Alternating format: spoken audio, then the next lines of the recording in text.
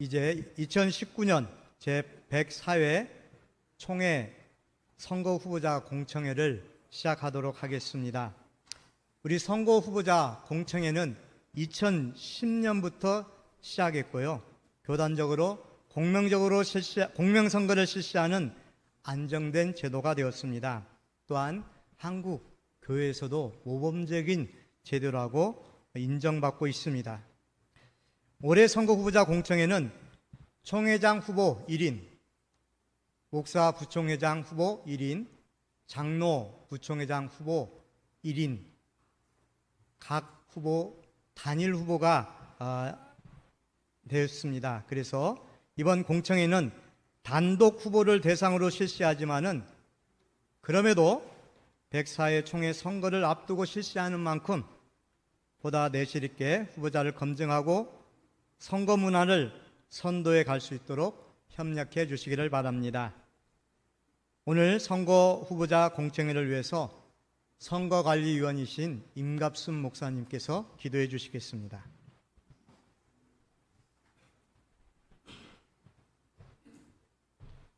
다 같이 기도하시겠습니다. 우리를 사랑하시는 아버지 하나님, 주께서 이 시대 이 역사에 사명을 위해 세운 우리 기장총회가 104회 총회를 앞두고 총회를 이끌어갈 귀한 직분자들을 뽑을 수 있도록 인도하여 주시고, 오늘 이와 같이 선거 공청회를 이곳 대전교회에서 진행할 수 있도록 인도해 주신 우리 하나님께 감사를 드립니다. 귀한 예배 초소를 이 공청회를 위해서 허락해 주신 대전교회 담임 목사님과 또 당회원 모두와 또한 이 무더위 가운데에서도 총회를 위해서 먼 길을 마다하지 아니하고 참석한 모든 총회원 우리 총대들에게 하나님의 충만하신 은혜를 부어 주옵소서. 공청회를 시작하기에 앞서서 주께 구합니다. 총회를 위해서 귀한 후보자들을 세워주심도, 또한 이 후보자들에게 기장 총회를 위한 헌신할 마음도 허락하신 하나님, 또한 우리 선거관리위원회를 통해서 선거 공청회뿐만 아니라 재반 선거 일들을 감당하게 하신 이 모두 또한 하나님의 은혜요 하나님의 섭리이심을 믿습니다. 주님께서 오늘 이 공청회 뿐만 아니라 우리 총회 선거의 모든 곳곳에서 후보자들 뿐만 아니라 우리 온 총회원들이 한마음 한뜻이 되고 화합하며 지혜 있게 이 시대를 바라보며 우리가 마땅히 짊어져야 할 짐을 짊어질 뿐만 아니라 시대를 향하여 외칠 수 있는 저희들 될 수 있게 하여 주옵소서. 시대의 부름을 알고 이 때를 또한 우리가 좌시하지 아니하며 더욱 주의 뜻을 쫓아 시대의 부름에 부응하는 우리 기장총회 그리고 총대원들이 다 될 수 있게 하여 주시고, 이제 104회 총회를 앞두고 우리 총회 선거 공청회를 우리가 진행하는데 방해하는 어둠의 세력 없게 하실 뿐만 아니라 정쟁과 또 서로 갈등하는 것이 아니라 서로 하나 되는 화합의 장이 될 수 있도록 성령께서 이끌어 주옵소서. 이 총회장님과 모든 임원들 그리고 또한 우리 선거관리위원들에게 또한 지혜를 주시고 또 건강을 주사 우리 104회 총회를 맞이하기 앞서 모든 일들을 저희들이 진행할 때 주여 평안케 하시고 주의 이름이 영광이 되게 하여 주옵소서. 성령께서 끝까지 주장하여 주옵시고, 더불어서 우리가 마치고 돌아가는 길뿐만 아니라 우리가 104회 총회에서 함께 만나고 또한 서로 대할 때 기쁨이 될 수 있도록 성령께서 우리를 강건케 하여 주옵소서. 성령께서 친히 이끌어 주시고 주관하여 주시고 진행자뿐만 아니라 사회자 모든 수고하는 손길을 위해 주께서 충만한 은혜로 붙잡아 주옵소서. 주를 의지하고 우리 주 예수 그리스도의 이름으로 기도하옵나이다. 아멘. 이 시간은 우리 공청회에 대한 취지를 설명해 주시기 위해서 선거관리위원장이신 윤세관 목사님 나오셔서 설명해 주시겠습니다.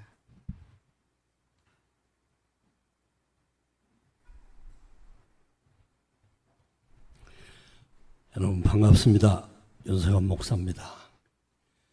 총회 후보자 공청회를 참석하신 우리 총회원 그리고 기장인 여러분, 그리고 제104회 총회 후보자로 나오신 후보자 모두에게 하나님의 사랑과 은총이 충만하시기를 바랍니다.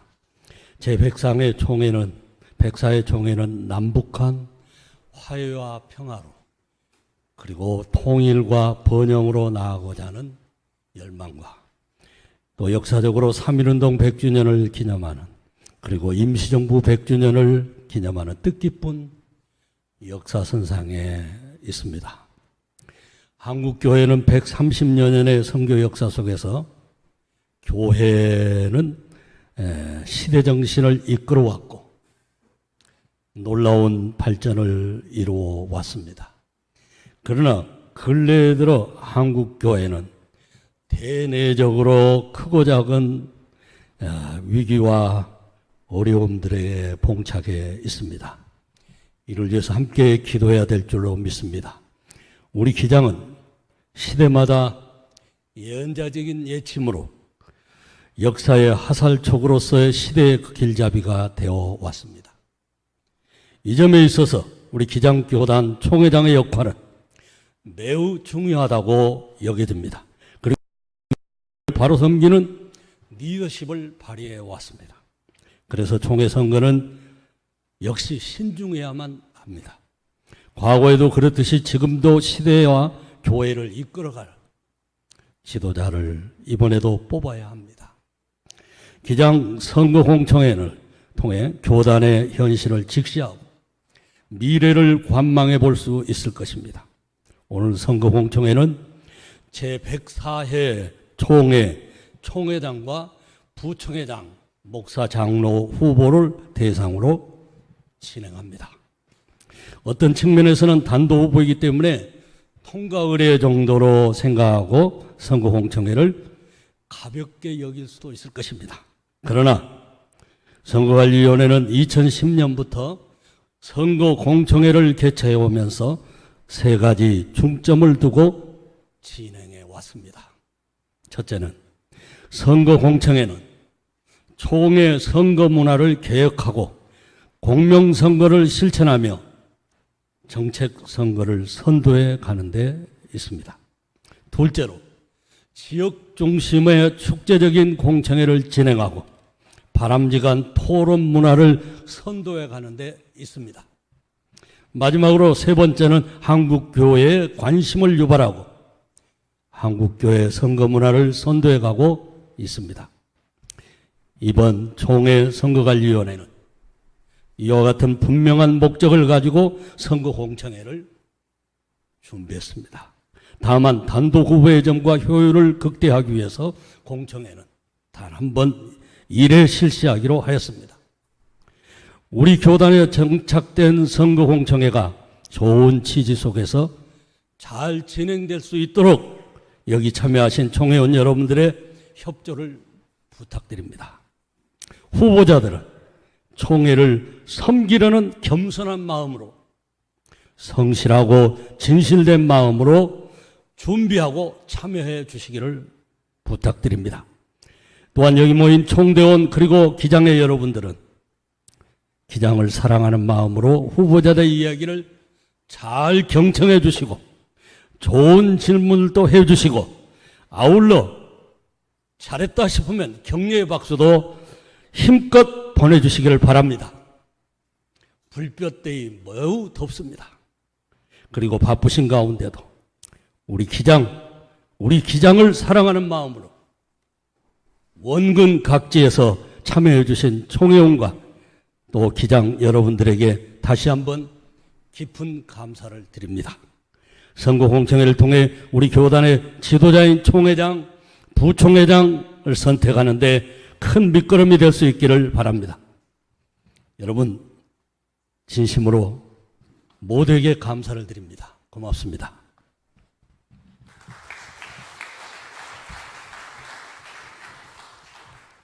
이제 선거 공청회를 축하하면서 우리 총회장님이신 김충선 목사님 나오셔서 축사해 주시겠습니다.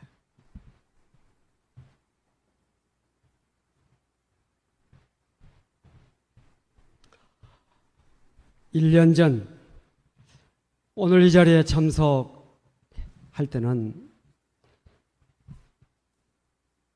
시험장에 가는 수험생처럼 매우 긴장되고 매우 떨리는 마음으로 이 자리에 왔었는데, 오늘은 좀 여유가 생기고 좀 느긋해져서 총회를 대표하는 총회장으로서 여러분들을 환영하는 그런 인사를 드리게 되면서 격세지감을 좀 느끼는 것 같습니다. 정말 더운 날씨, 또 바쁜 일과 가운데서도 지난해보다 더 많이들 참석하신 것 같아요. 성황리에 이 자리에 참석하신 여러분들을 으로 환영을 드립니다. 우리 교단이 도입한 이 공청회 매우 중요합니다.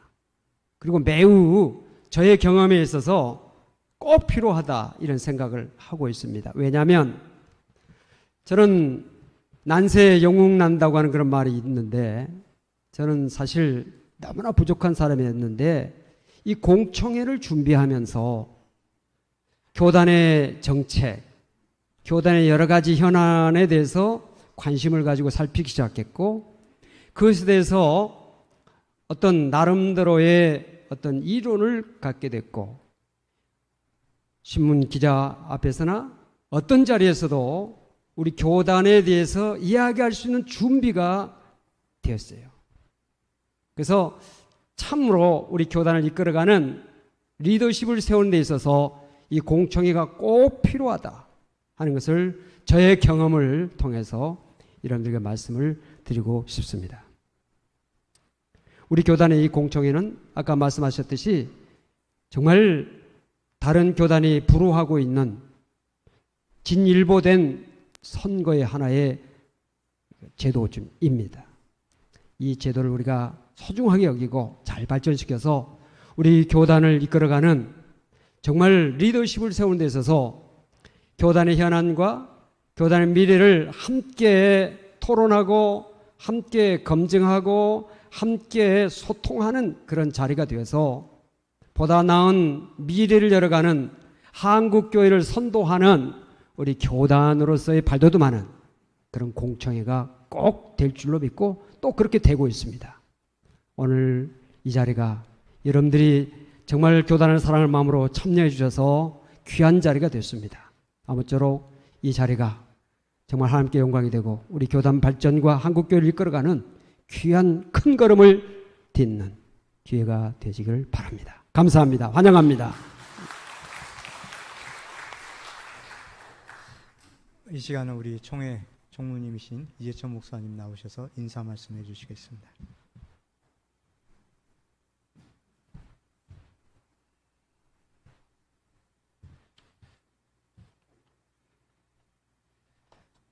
이렇게 더운 일기 가운데 많이 참석해 주셔서 감사를 드립니다. 이번 돌아오는 주일이 말복인데 입추에서 말복까지 더운 시기에 우리가 함께 모여서 아마 더위보다도 더 뜨거운 열기로 우리 교단의 미래를 위해서 뜻을 모으는 귀한 시간이 되는 줄로 믿습니다. 총회를 대신해서 이 귀한 장소를 제공하시고 또 여러 가지 여건들을 제공해 주신 우리 대전교회 신현복 목사님, 당회원 여러분, 또 교우들께도 감사를 드립니다. 또 박용래 목사님도 여기 오셨죠? 직접 전임 우리 박 목사님도 오셔서 함께 해주셔서 감사를 드립니다. 이번에 후보들을 보시면 아마 공통점이 있는 것을 아실 겁니다. 이 후보자 공청회 이 리플릿 한번 보시면요, 육순정 목사님 서울 북노회 이렇게 돼 있고요, 이건희 목사님 충북, 이게 뭡니까? 이게 충북 북노회요? 충북 하나 빼고요, 김동성 장로님 전북노회, 세 분이 다 북에서 오신 분들입니다.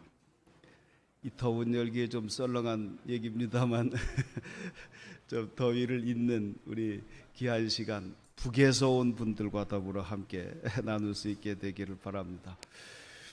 이번 이 공청회를 위해서 수고해 주신 분들, 특히 우리 선관위원들께 실로 깊은 감사를 드립니다.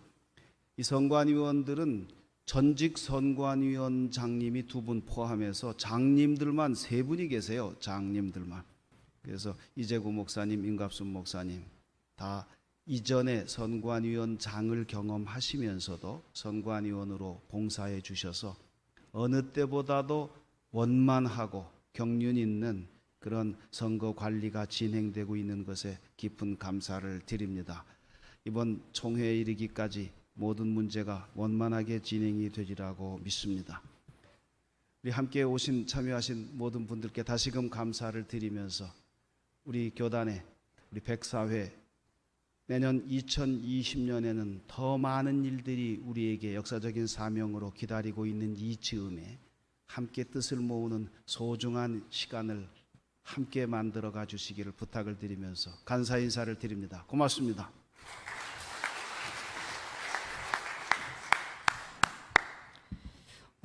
이제 이 선거 공청회 진행에 대해서 잠깐 안내해 드리도록 하겠습니다.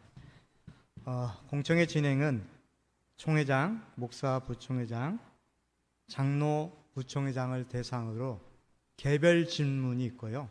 미리 준비된 질문입니다. 그리고 현장 질문이 있습니다. 이곳에서 바로 질문할 수 있습니다. 그래서 현장 질문을 하고요, 그 대답으로 진행을 합니다. 그런데 현장 질문은 그냥 일어나서 질문하는 것이 아니라요, 미리 질문서를 작성해서 접수처에 제출해 주시면은 그것을 가지고 선거관리위원회에서 검토한 다음에 우리 토론 진행자가 지명해서 할 수 있도록 진행을 할 겁니다. 특별히 현장 질문을 할 때에는요, 구체적으로 대상을 정해 주시고요, 또한 그 질문의 내용들을 한 가지만 이렇게 적어서 제출해 주시기 바랍니다. 질문지에다가 여러 질문들을 쓰지 마시고요, 한 가지만 해서 적어서 제출해 주시기를 바랍니다. 특별히 주의사항으로는 발언할 때 질문지와 다른 질문을 해서는 안 됩니다. 현장 질문할 경우에는 질문지에 맞는 질문을 해 주시고요, 또한 인신공격이나 비방의 말을 해 주시지 마시고 존중하면서 공청회가 진행될 수 있도록 도와주시기를 바랍니다. 이제 공청회 토론 진행자를 소개하겠습니다. 공청회 토론 진행자는 인천노회 제자교회 담임 목사로 심우하시는 정경포 목사입니다. 큰 박수로 모시도록 하겠습니다.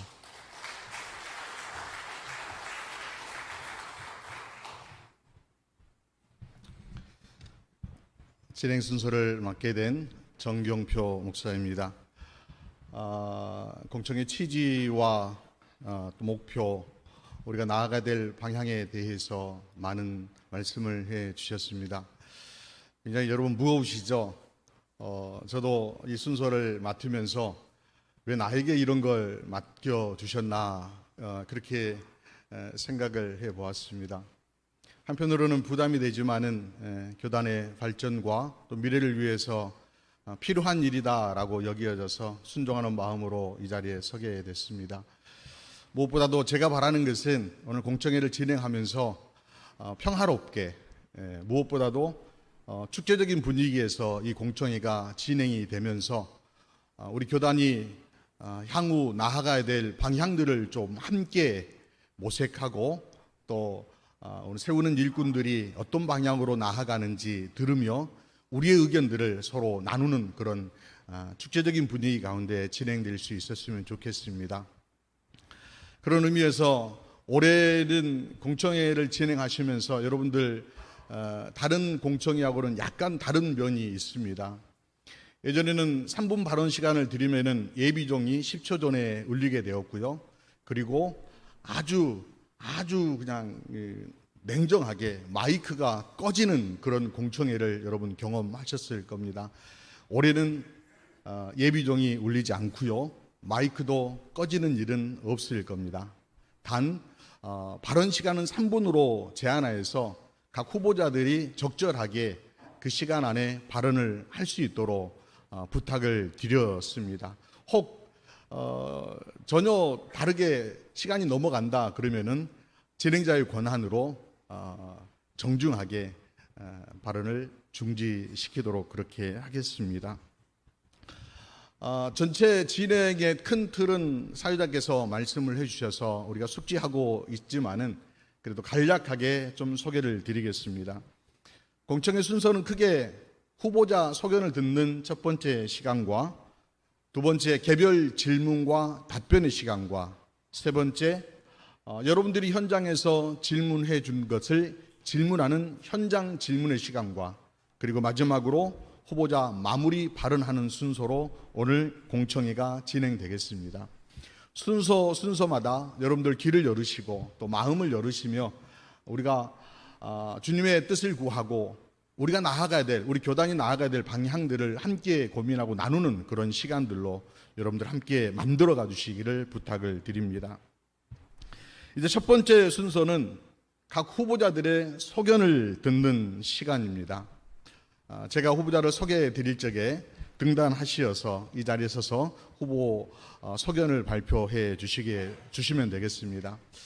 먼저 총회장 후보를 소개해 드립니다. 총회장 후보 기호 1번 육순종 목사입니다. 서울 북로에 성북교회를 심호하고 계십니다. 여러분 나오실 때 격려와 응원의 박수 부탁드립니다.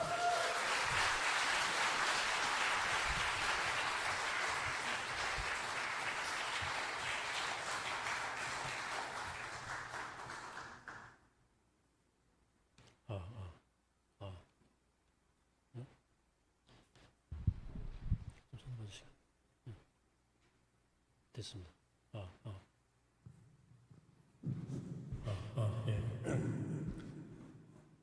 제가 키가 커서 마이크를 좀 들고 하겠습니다. 여러분 인사드립니다. 총회장 후보 육순종 목사입니다. 제가 작년에 부총회장에 나설 때는 내가 하면 좀 잘할 수 있겠다 그런 생각이 있었습니다. 그 생각의 근거도 있었습니다. 제가 총회 총대를 20년 이상 다녔고 또 총회 여러 부서를 섬겼기 때문에 잘할 수 있겠다 하는 생각이 있었습니다. 1년 동안 우리 총회장님을 보필하면서 총회를 깊이 섬기고 들여다보면서 내가 잘할 수 있을까 하는 생각이 들었습니다. 약간 걱정이 생긴 게 사실입니다. 그만큼 기도도 더 깊어졌고요. 마음도 더 간절해졌습니다. 총회장 1년이라는 시간 그렇게 긴 시간 아니고요. 짧은 시간이고요. 또 많은 할 수 있는 시간은 아닙니다. 저만 아니라 우리 모두에게 시간이 많지 않습니다. 교회 공신력은 바닥에 떨어졌고 교회 성장 동력도 떨어진 지가 이미 오래 되었습니다. 누구도 한국의 미래를 낙관하지 못합니다. 기장교회도 예외는 아닙니다. 암울한 미래는 우리의 생각보다 훨씬 더 빨리 우리 앞에 다가오게 될 것입니다. 그러나 현실 극복하는 힘은 그 현실을 직시하고 직면할 때 온다고 하는 믿음이 저 안에 있습니다. 우리 있는 그대로 현실을 직시하고 직면할 것입니다. 거기에서 내가 해야 할 일, 또 할 수 있는 일을 분별하고 실천할 것입니다. 지난 총회 때도 말씀드렸지만 사람은 실패하지만 하나님의 나라는 결코 실패하지 않는다 하는 믿음이 저의 오래된 믿음이기 때문입니다. 현실을 직면하고 직시하고 거기서 희망을 노래하겠습니다. 저의 포부와 소견에 대한 내용은 소견서에 다 기록되어 있습니다. 크게 경청과 소통을 통해서 현안들에 대한 대안을 만들어야 되겠다. 두 번째, 기장 정신을 창조적으로 개성하겠다. 세 번째, 지속 가능한 교단의 미래를 함께 만들어 가겠다는 말씀드렸고요. 자세한 내용은 제가 질의응답 때 또 말씀을 드리도록 하겠습니다. 실사구시의 정신으로 헌신하겠습니다. 모든 일에 있어서 실질적 진전이 있도록 노력하겠습니다. 리더십은 복잡한 것을 단순하게 만드는 데 있다고 저는 늘 생각합니다. 상황 매우 복잡하지만 직시하고 직면해서 또 정직한 소통을 통해서 잘 해결해 보도록 하겠습니다. 함께 기도해 주시고 도와주시고 격려하시면 고맙겠습니다. 감사합니다. 네, 고맙습니다. 시간 관계상 제가 이 자리에 서서 진행을 하는 것을 여러분 양해해 주시면 고맙겠습니다. 우리 총회장 후보 자리에 앉아주시면 되겠고요. 이에 이어서 부총회장 기호 1번 이건희 목사님 나오셔서 소견 발표하시겠습니다. 목사님께서는 충북로에 청주 제1교회를 심하고 계십니다. 여러분 힘껏 박수해 주시길 부탁드립니다.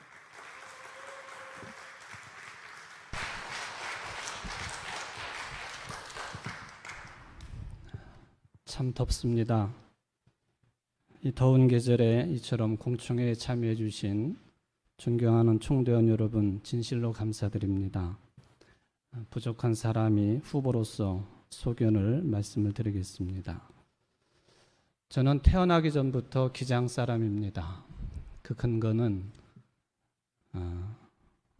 제가 심호하고 있는 청주 제1교회에서 6.25 전쟁 직후인 1954년도에 저희 부모님이 결혼 예식을 하셨습니다. 지금도 이 교회를 어머님이 권사직분으로 헌신을 하십니다. 뿐만 아니라 저를 포함해서 삼형제가 모두 다 이 예배당에서 결혼 예식을 했습니다. 그리고 제 여식도 이 예배당에서 결혼 예식을 하고 지금 손녀가 유치부에 출석을 하고 있습니다. 이 교회는 저희 증조부께서 세례를 받으신 교회이므로 제 손녀까지 6대째 이 교회와 관련을 가지고 있고 저는 2003년도에 이 교회 담임 목사로 부임하여서 지금까지 목사직을 수행하고 있는 충북로의 청주 제1교회 이건희 목사입니다. 이런 근거가 저는 부족하지만은 자신 있게 기장 사람이다. 그것도 뼛속까지 기장 사람이라고 하는 것을 말씀을 드립니다. 저희 교회 창립 60주년 되는 해 1964년도에 우리 교회의 청주 제1교회가가 탄생을 합니다. 그 해에 교회 10대 담임 목사님이셨던 안봉걸 목사님 취임식 때에 우리 교단의 최고의 어른이셨던 장공 김재준 목사님이 오셔서 설교를 해주시고 그리고 60주년을 맞이하는 청주 제1교회가 가사를 만들어 주셨습니다.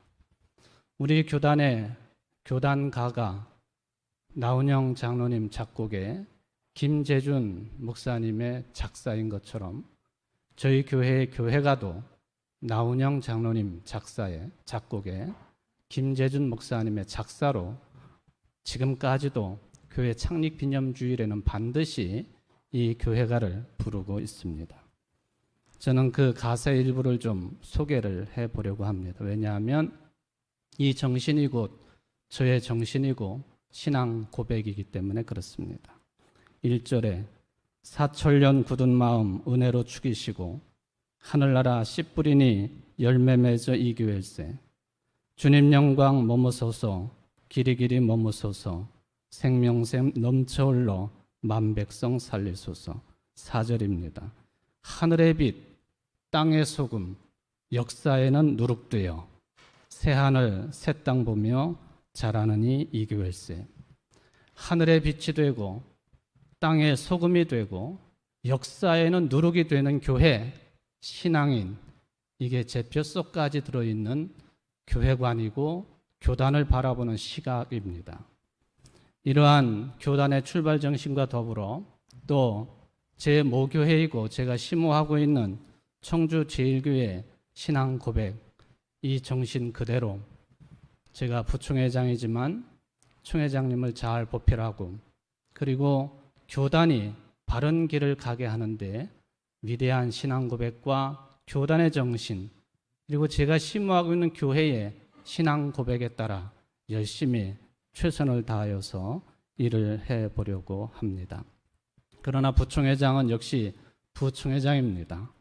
총회장님을 잘 돕겠습니다. 그리고 총회를 실질적으로 이끌어가야 될 총무님, 모든 임원들, 총대원들과 함께 총회를 통해 결의된 내용들이 잘 진행되도록 그래서 선한 결과를 내도록 겸허한 생각과 자세로 열심히 일을 하겠습니다.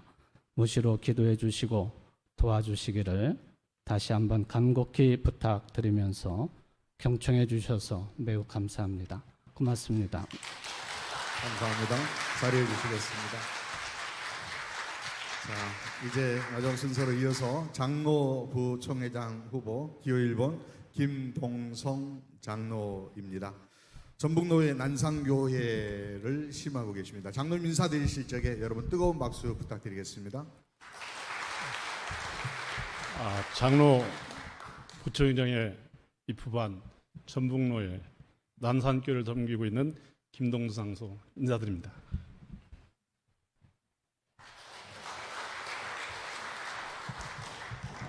먼저 존경하는 목사님들과 장로님들에게 주님의 은총이 함께 하시기를 간절히 기원합니다.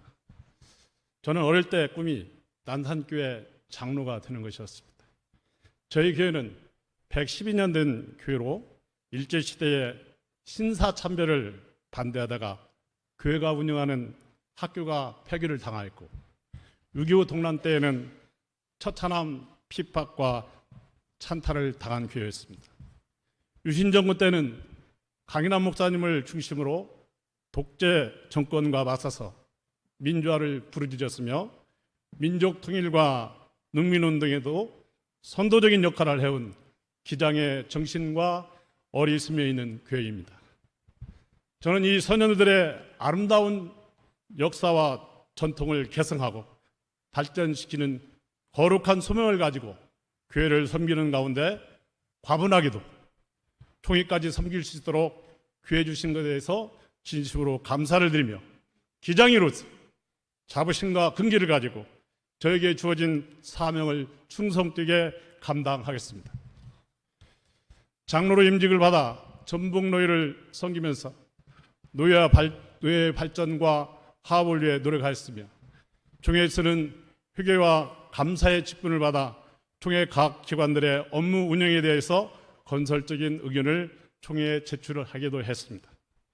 특별히 지난해에는 전국 장로연합회 회장직을 맡아 우리 기장 장로님들의 영적인 성장과 회복을 위하여 우리를 먼저 회복허사라는 주제 아래 전국 장로연합회를 섬겼습니다.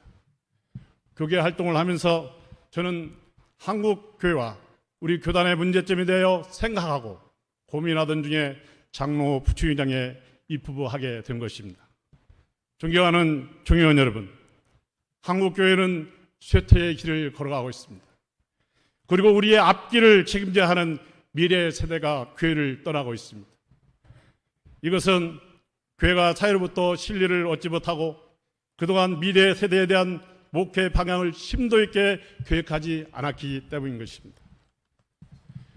교회의 교권주의, 인본주의, 물질주의, 성장주의, 세습주의 등 세상 것들이 정당화되고 교계를 이끌어 오시던 몇몇 지도자들의 잘못으로 인하여 교회가 비방거리가 되었기 때문인 것입니다. 존경하는 총회원 여러분, 한국교회는 복음으로 돌아가고 회복해야 합니다. 세상 사람들로부터 신뢰를 얻고 우리의 앞길을 책임질 미래 세대여 깊은 관심을 갖고 기도를 해야 할 때입니다. 장로 부친장으로 섬길 수 있도록 기회를 주신다면 이러한 것들을 달성시키기 위하여 최선의 노력을 다하겠으며 총회장님을 보좌하고 장로 부총회장으로서 소임을 다하겠습니다. 화해의 성령이여 하나되게 하소서. 이 주제를 놓고 여러분과 함께 기도하면서 생각하면서 열심히 달려가겠습니다. 감사합니다. 고맙습니다. 이제 석연의 말씀을 우리 모두가 들었습니다. 잠시 특송의 순서입니다. 우리 대전 장로교회 강은지 자매께서 찬양해 주시겠습니다. 찬양은 순종입니다. 주님의 말씀 따라서 순종하며 달려내십시오라고 하는 그런 무게 있는 찬양인 것 같습니다. 하나님께 찬양 올려드리겠습니다.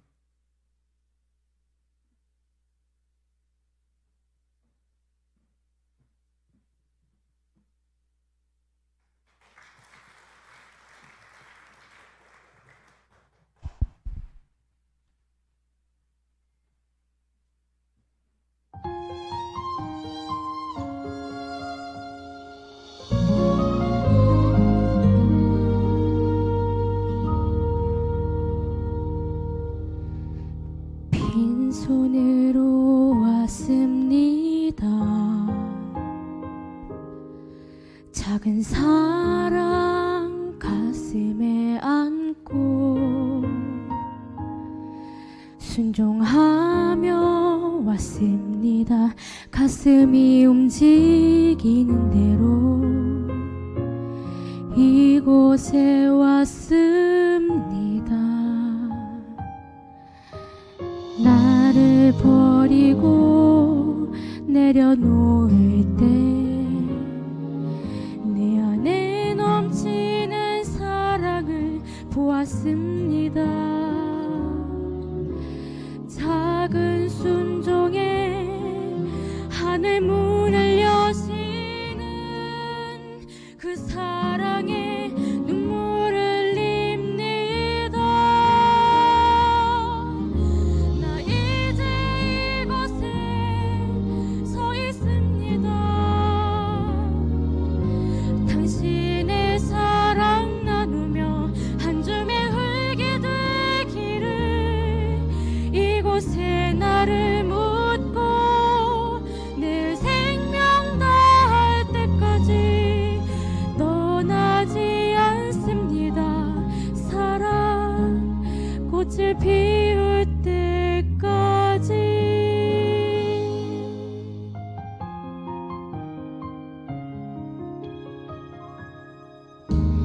나를 버리고 내려놓을 때 내 안에 넘치는 사랑을 보았습니다. 작은 순종에 하늘 문을 여시는 그 사랑에 눈물을 흘립니다. 나 이제 이곳에 살아갑니다.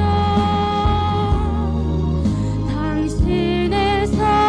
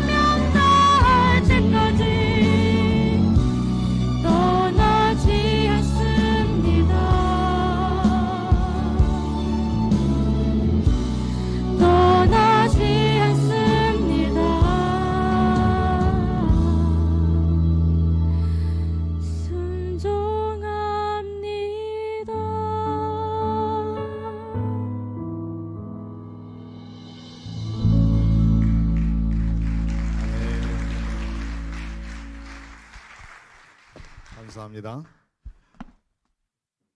이제 두 번째 큰 장으로 개별 질문과 답변의 시간을 갖겠습니다. 각 후보에게 3번의 질문을 드리는데 한 분씩 번갈아 가며 질문을 드리도록 하겠습니다. 답변은 3분입니다. 여러분이 아셔야 될 게 참고로 이 질문은 공개 질문이므로 그 후보자들의 제출해 주신 그 소견서를 바탕으로 하여서 종합적으로 연구하여 질문을 작성하였음을 말씀드립니다. 먼저 우리 총회장 후보이신 우리 육순종 목사님께 질문을 드리겠습니다. 목사님 긴장되시죠? 그래도 다른 분들보다는 좀 덜 긴장되신 것 같아요. 네. 두 분은 처음 올라오신 거고 목사님은 이게 두 번째 지금 올라오신 겁니다. 작년 한 해 동안 목사님 부총회장으로 굉장히 수고 많이 하신 것으로 곁에서 지켜보았습니다. 목사님 말씀하신 것처럼 경청하고 소통하면서 합의를 이루는 그런 노력을 해오신 것으로 압니다. 그 합의의 과정에서 가장 큰 걸림돌이 무엇이었는지 좀 말씀해 주시고요. 또 교단의 발전을 위해서 이걸 극복하고 경청과 소통을 지속적으로 가능하게 할 수 있는 구조적인 방안이 있다면 목사님 말씀해 주시기 바랍니다. 예, 소통에 가장 어려움이 있다고 한다면 간단히 말씀드리면 우리 안에 뭔가 알게 모르는 프레임이 있어요. 프레임이. 그러니까 나하고 생각이 다른 사람, 같은 사람, 네 편, 내 편, 보이지 않는 그 프레임이 있어서요. 저는 그런 프레임을 가지고 있지 않으려고 노력을 합니다. 그래서 선입관이나 기존의 프레임 없이 있는 그대로 사실을 직시하는 게 필요하다는 생각을 많이 했고요. 전제도 많고요. 그다음에 사실은 소통이라는 것은 경청은 잘 듣는 거거든요. 근데 듣고 대답하는 것. 내 총회 입장에서는 총회가 먼저 소통을 해야 된다고 생각합니다. 총회가 뭘 생각하는지, 뭘 의노하고 있는지 알려주는 것이 우선이다 생각합니다. 그래서 물론 이제 질의도 하고 여론도 있겠죠. 그러나 먼저는 총회는 이것을 하고 있습니다. 이렇게 할 겁니다. 그래서 총회 회의록은 저희들이 정식적으로 촬영가 돼서 배포가 되지만 중간중간 실행위원회 회의, 우리 총회 임원회의, 각 재단 이사회, 이사회, 한신당은 이사회를 바로 보고를 합니다. 자기 홈페이지에. 그래서 총회에 있는 모든 위원회들이 논의한 것들을 공개해서 알리는 게 중요하다고 생각합니다. 그래서 어떻게 총회가 돌아가는지 그냥 소문으로만 듣고 이랬다더라 저랬다더라 하는 일들이 너무 많고 질의를 해요. 기록이 있거든요. 기록을 바로 오픈시켜서 총회 홈페이지에 있는 기능을 활성화시켜서 총회원들에게 총회 모든 행정과 재정과 움직임들을 그대로 알려드리는 것이 좋겠다. 그때 피드백을 받고요. 그 피드백이 논쟁이 되지 않도록 하는 장치는 좀 할 필요가 있겠다 하는 생각을 합니다.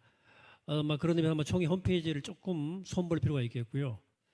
그 다음에 이제 물론 그 공조직 중심의 소통이 있습니다. 이게 어쩔 수 없어요. 개개인을 누구나 다 소통할 수 없기 때문에 현재 노회장님들 서기 모임들이 해마다 하는데요. 제가 보니까 좀 그걸 좀 정교히 다듬을 필요가 있겠다. 노회장님이 오고 그다음에 서기 오고 회계가 오시는 것 같은데 그러니까 본회장님은 또 1년 쉬었다가 오고 약간 좀 이게 조금 그 시스템이 조금 더 많이 모이면 좀 경비를 많이 나 복잡하겠지만 모이는 횟수하고 모이는 방식을 조금 더 연구했으면 좋겠다 하는 생각이 있습니다. 그리고 노회도 아까 말씀드린 것처럼 노회 찰려도 조금 올려주시면 좋겠다. 노회도 총회 홈페이지에 노회 모든 결의사항들을 알려주시면 저희들이 보고 듣고 좀 피드백이 있으면 좋겠다 하는 것이고요. 어떤 총회 공적 공간을 통해서 최대한도로 듣고 소통하는 일을 좀 했으면 좋겠다는 생각을 가지고 있습니다. 총회의 각 위원장들 연대 모임 지금 하고 있고요. 시간이 지났네요. 그다음에 총회가 또 특별히 대회로 파송한 그 위원들을 중심으로 한 모임도 필요하겠고 많은 그런 우리 공조직 안에서 소통 구조를 더 많이 만들어가겠다는 생각을 가지고 있습니다. 이상입니다. 네, 감사합니다. 이제 바로 이어서 또 목사 부총회장 후보이신 우리 이건희 목사님께 질문을 드리겠습니다. 몇 해 전부터 교회를 비롯하여서 우리 사회 전반에 리더십 부재라고 하는 말이 대두되고 있습니다. 목사님께서 교단을 섬기시기로 결단하시면서 총회 리더십을 세우는 일에 기회를 갖고자 하십니다. 부총회장으로서의 리더십은 무엇이라고 생각하십니까?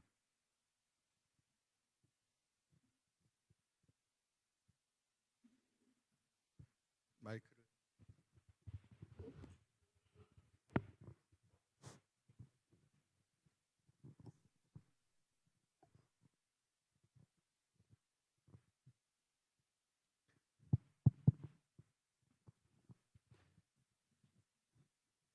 부총회장이 어떤 리더십을 가져야 되느냐, 제가 소견 발표를 하면서 잠깐 언급을 드린 것처럼 부총회장은 역시 부총회장이다 하는 그런 생각을 가지게 됩니다.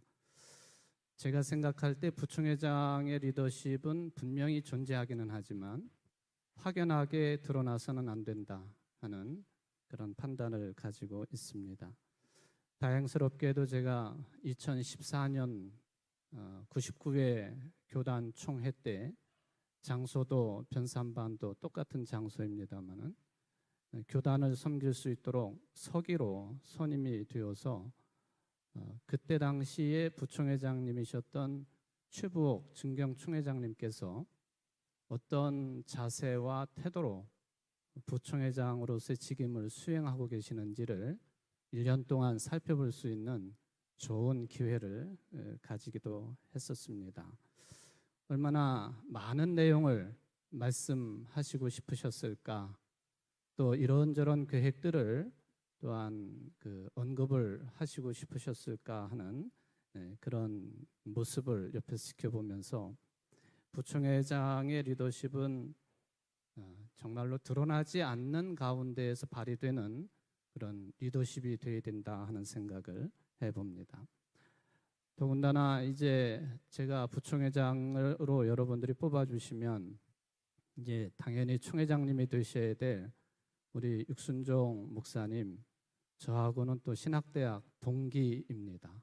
친구이거든요. 주변에서도 그런 이야기들을 해요. 당신이 부총회장이 되면 친구 목사 총회장님하고 어떻게 잘 지낼 수 있느냐? 저는 그런 걱정은 붙들어 매라고 이제 그렇게 말씀을 드립니다. 부총회장은 총회장님을 잘 보필할 뿐만 아니라 총회의 중요한 결정을 내릴 때마다 우리 총회의 결정이 다른 길로 가지 않도록 마치 고속도로에 있는 가드레일처럼 그 방향성을 잃지 않도록 옆에서 지켜보기도 하면서 또 바른 말도 해야 되겠고, 그리고 함께 협력하는 그런 자세가 부총회장의 리더십이라고 저는 생각을 해봅니다.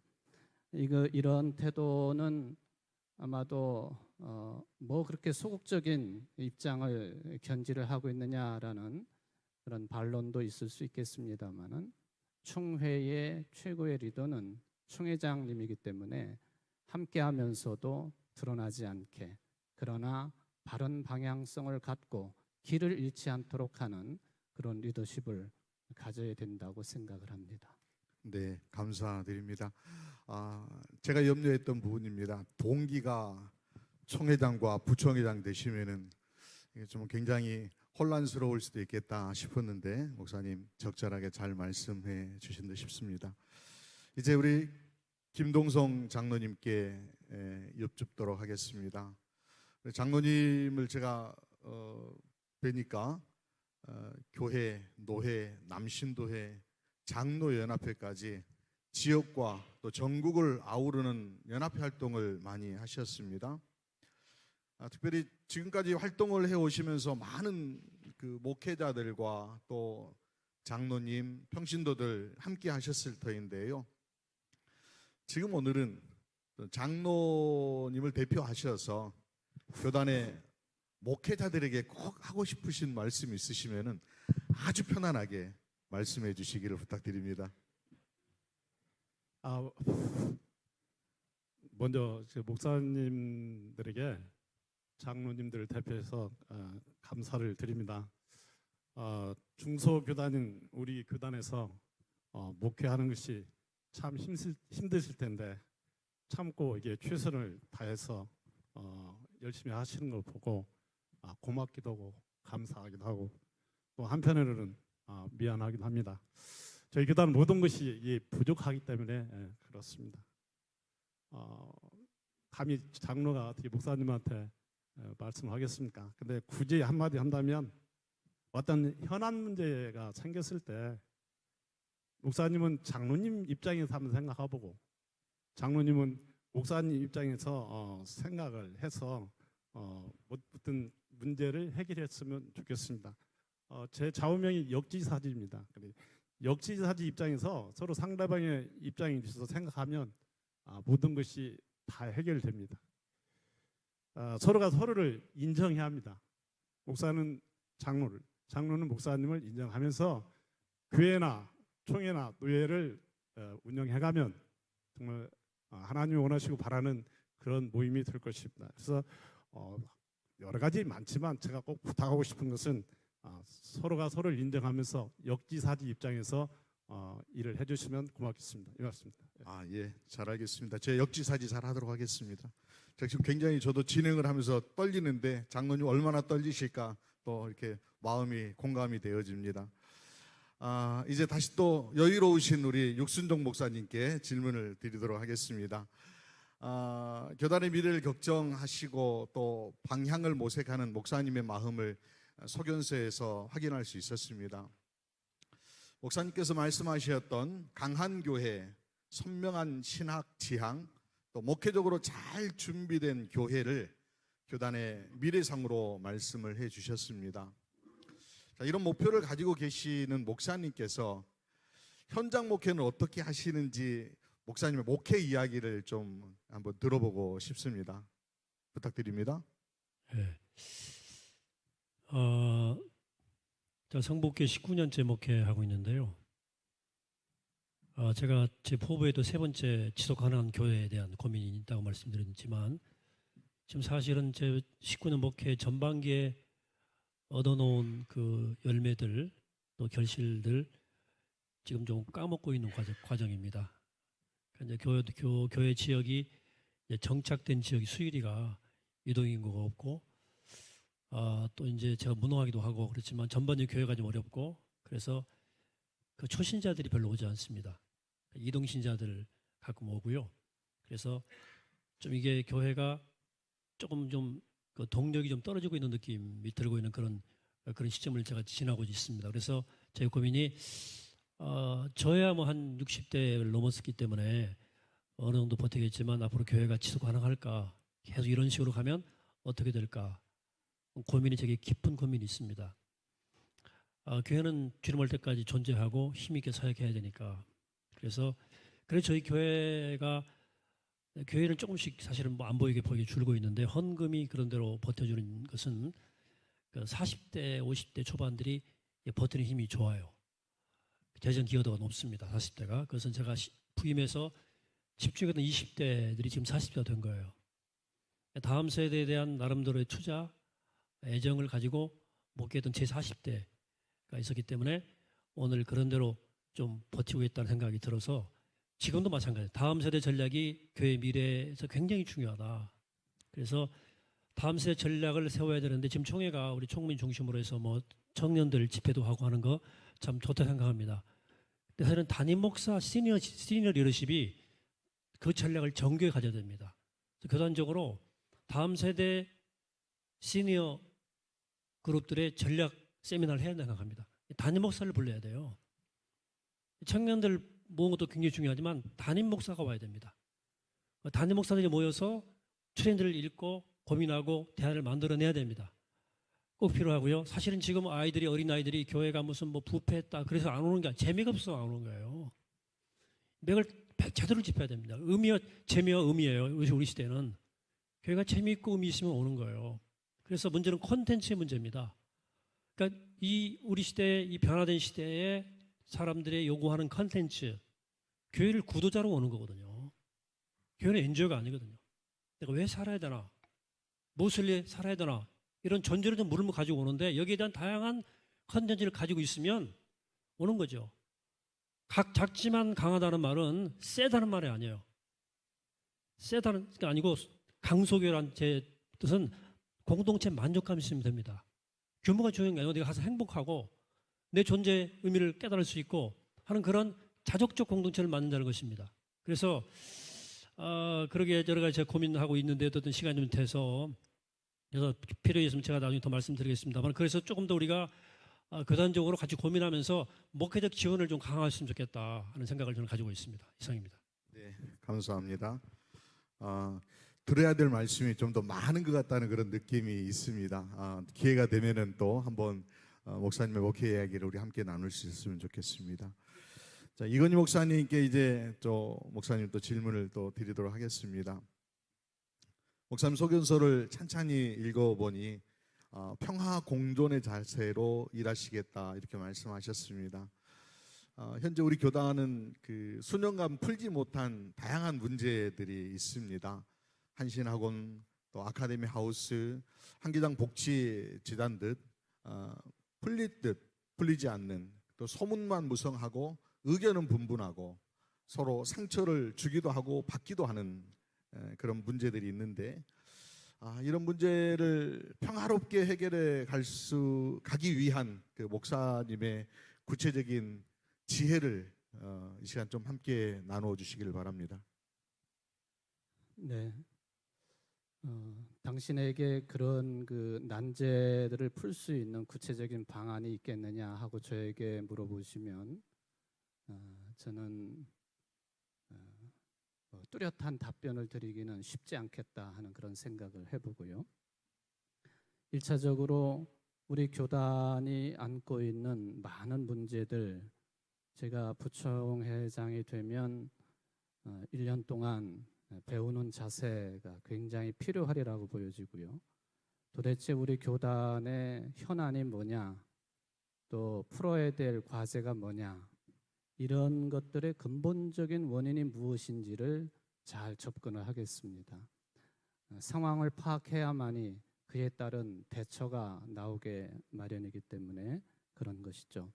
그래서 저는 부총회장이 된다면은 이런 모든 문제들에 대해서 개별 사안으로 떼어놓고 바라보지 아니하고 종합적인 판단할 수 있는 시간을 열심히 갖도록 그렇게 하겠습니다. 교단 내에 복잡한 문제들 당연히 있겠습니다만은 직시를 하겠습니다. 또 파악을 잘 하겠습니다. 그런데 직시하고 파악은 하겠지만은 부총회장이기 때문에 또는 총회장이기 때문에 간섭이나 또 쓸데없는 참견하는 그런 태도가 아니라 끊임없는 대화 그리고 중재의 노력을 기울이도록 최선의 노력을 기울일까 생각 중에 있습니다.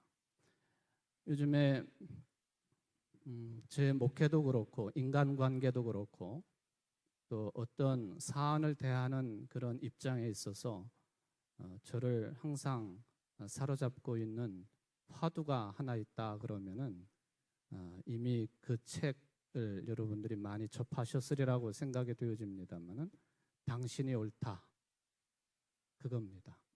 당신이 옳습니다. 이것은 바르지 못한 접근이나 태도에 대해서도 적용이 될 수 있는 그런 화두가 되겠습니다만 어쨌든 누구를 대하든지 어떤 사안을 대하든지 간에 모두 다가 사람이 모여서 하는 일이기 때문에 저의 기본적인 입장은 당신이 옳습니다. 그 출발 정신을 가지고 대화를 하고 당신 속에 하나님의 형상이 있으십니다. 이런 자세가 기본이 된 다음에 그러고 나서 모든 사안들을 직시하고 파악하고 끊임없는 대화와 그리고 중단 없는 그런 중재의 노력을 기울이면서 모든 문제들을 풀어가는데 내 대에 내 시간 내에 끝내지 않겠다 하는 그런 태도도 겸비를 하도록 하겠습니다. 네, 고맙습니다. 시간에 쫓기어서 지금 말씀을 듣게 되니까 우리가 무슨 대안을 찾으려고 할 적에 시간에 쫓기면 결국 실수하게 되고 상대의 얘기를 듣지 못하는 그런 경우들이 있는 것 같습니다. 목사님 말씀 감사드립니다. 비슷한 질문인데요, 장로님. 이제 장로님께 드립니다. 역시 교단의 발전과 화합을 위해서 장로님의 또 생각을 또 목사님 생각을 들었으니까 장로님의 생각을 좀 듣고 싶습니다.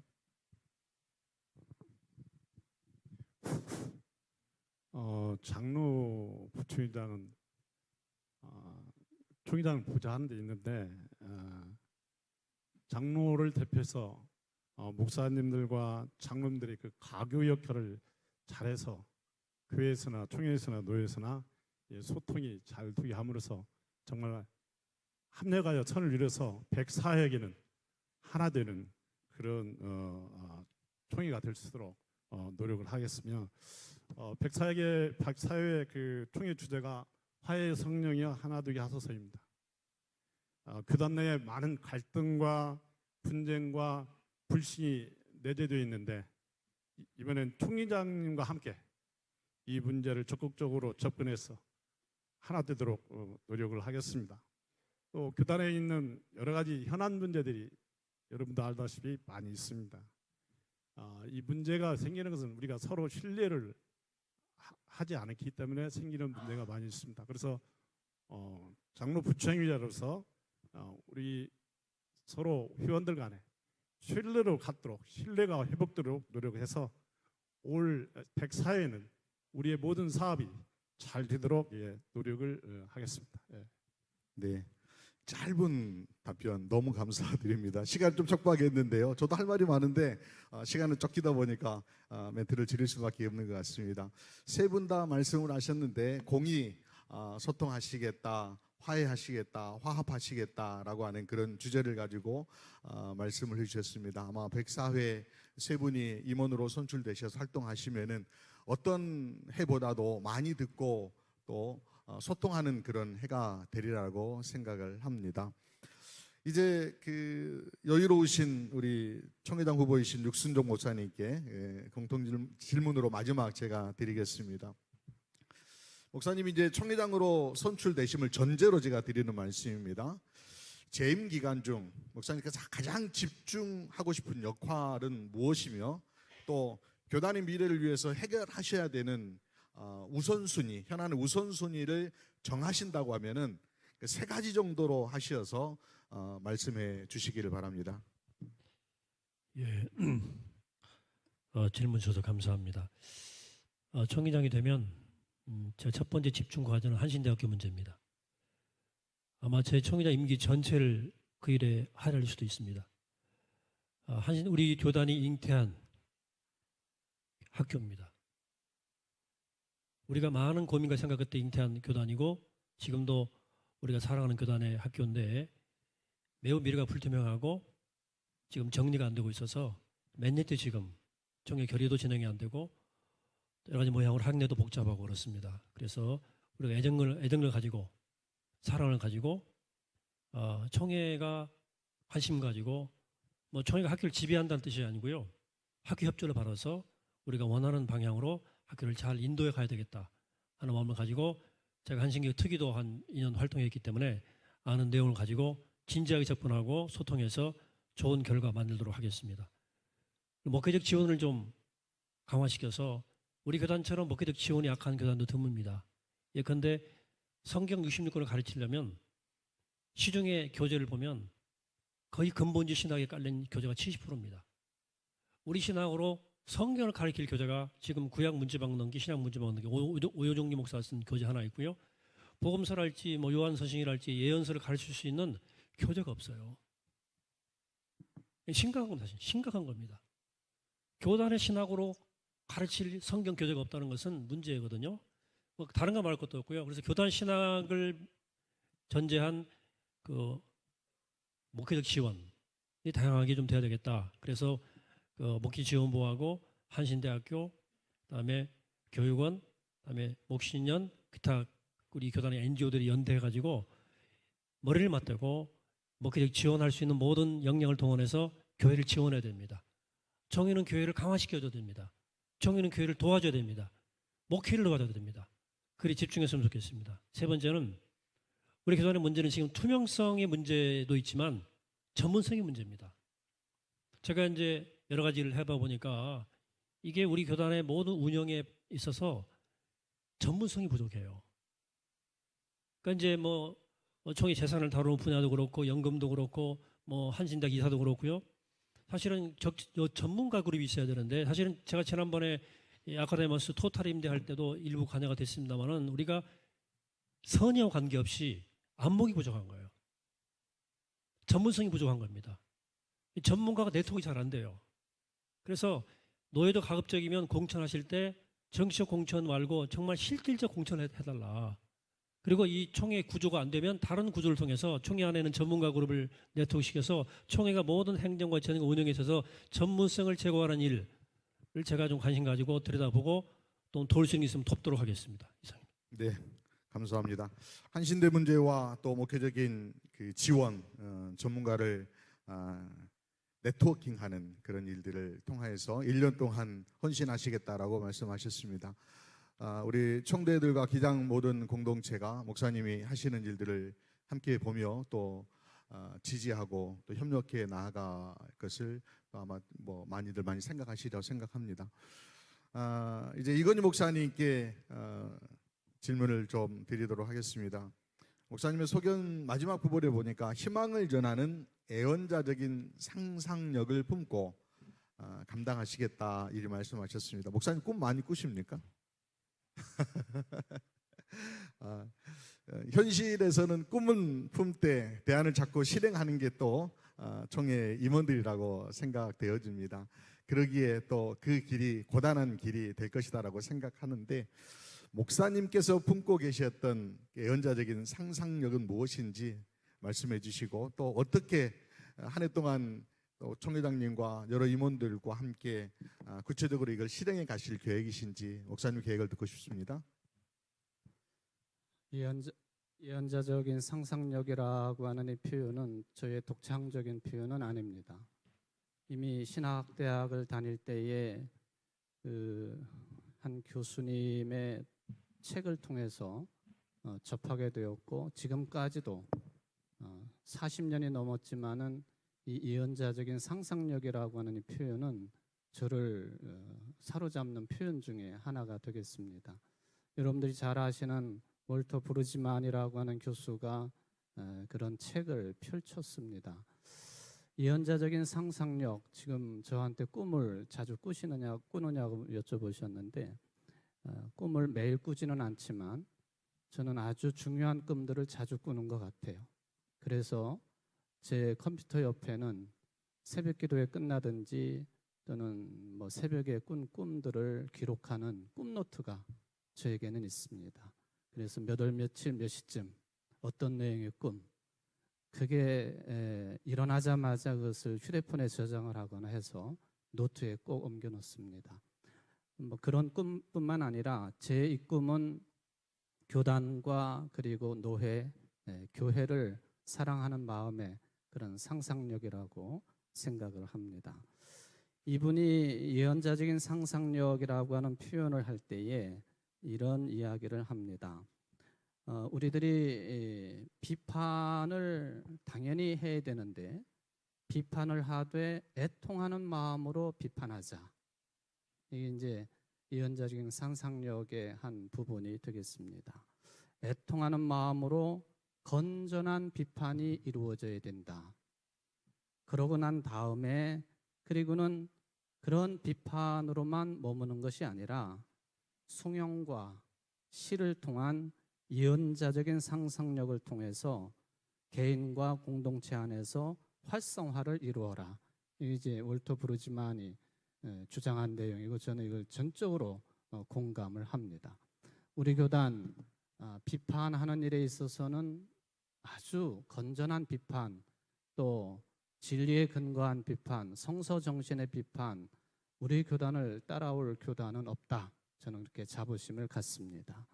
그러나 그런 건전한 비판으로 끝나는 것이 아니라 공동체의 생명력과 공동체의 활성화, 교회의 생명력과 교회의 활성화를 위한 건전한 비판이 되어야 된다. 굉장히 귀한 말씀이라 보여집니다. 이 월터 브루지만의 예언자적인 상상력, 이것과 관련되어서 이야기되고 있는 교회가 미국에 있는 유명한 세이비어 교회입니다. 150명밖에 안 되는 교회이지만 사회적으로 엄청난 영향력을 가지고 있는 교회입니다. 그래서 저희 교회는 2016년 1년 내내 이 세이비어 교회에 대한 연구, 공부, 실천 1년 내내 그렇게 한 이유는 2017년도가 종교개혁 500주년이었기 때문에 아드폰테스 근본으로 돌아가야 되겠는데 우리가 어디로 돌아가야 될 것이냐 하는 것을 굉장히 고민을 했습니다. 그건 목회 방향성과도 깊이 관련이 있는 것인데 첫 번째는 성서 정신으로 돌아간다. 그리고 두 번째는 종교개혁 정신으로 돌아간다. 세 번째로는 우리 교단에 처음 설립될 때 그 정신으로 돌아간다. 복음 자유를 향유하고 신앙의 양심의 자유를 향유하고 자조 자립 정신을 향유하고 세계 교회와의 연대를 깊이 한다고 하는 이것으로 우리가 돌아가지 않으면 아무리 비판을 많이 해도 우리는 근거를 잃은 그런 생명력과 공동체성을 상실한 교단이 될 가능성이 있고 교회가 될 수 있겠다. 그런 차원에서 예언자적인 상상력을 품고 교단 일을 돌보겠다 하는 그런 의견을 피력을 했었습니다. 네, 감사드립니다. 여러분들이 우리 이건희 목사님 말씀하시는 것이 다 마음으로 좀 이렇게 촉촉이 젖어들고 우리의 생각들을 다시 한번 정리할 수 있는 그런 시간들이 되었으면 좋겠습니다. 이제 마지막으로 우리 김동성 장로님께 여쭙니다. 장로님, 제가 아까 뵐 적에 일하다 오셨다고 그렇게 말씀하셨어요. 사업을 하시려고 하면은 뭔가 어떤 방향에 따라서 투자하시고 또 힘껏 달려내시고 그러지 않습니까? 장로님의 입장에서 한국 교회의 주인공이 될 미래 세대를 양성하기 위해서 교단적으로 투자하고 준비해야 할 분야가 있다면 장로님의 의견을 들려주시기 바랍니다. 우리 기장 교단이 해야 할 일은 사람을 키우는 일입니다. 제가 활동을 통해서 인재 양성을 좀 해야 한다. 훌륭하신 목사님, 신실하신 장로님, 참된 성도들을 많이 양성을 해야 한다. 그래야 교단이 살 수 있다고 생각합니다. 그래서 교육에 관련된 기관을 전문화시켜가지고 미래 세대에 대하여 심도 있는 연구를 해서 그걸 총회 정책에 완전히 반영을 해야 합니다. 지금 우리 미래 세대에 대해서 우리 교단이 그동안 관심과 얼마나 협력을 했는가는 모르겠습니다. 재정적 지원이나 걔네들한테 동기부여 거의 없습니다. 청년이 지금 우리 교단에서 지원하는 것이 2,700만 원입니다. 그리고 교사협회 지원하는 한 600만 원 정도 됩니다. 초기의 예산에 비해서 좀 작습니다. 총회 예산의 한 2.5%밖에 지금 안 되고 있습니다. 우리 신도회가 관심을 가지고 청년들 지도하고 있는데 청년이나 주지학교나 무슨 학생회에 무슨 교단적으로 행사를 하면 관심을 가지고 목사님 거기에 우리 모든 교회 청년들이 주일학교 학생들이 참석할 수 있도록 격려해주고 지원해주고 그래야 합니다. 그래야 우리가 발전하지 개교회로 하니까 교단에 서는 것이 참 성과가 별로 없는 것을 많이 봤습니다. 그래서 미래 세대에서 우리가 앞으로 정말 적극적으로 협력하고 지원을 해야 합니다. 그렇지 않으면 우리 교단은 자꾸 작아질 수밖에 없습니다. 그래서 교회에서 목회하실 때도 미래 세대를 위하여 그 목회를 해야 합니다. 어른들보다도 미래 세대를 위해서 목회를 하시고 그들에게 동기부여를 해줘야 합니다. 우리 청년회 제가 감사하면 청년회하고 얘기하면 무엇을 어떻게 하려는지를 모르겠어요.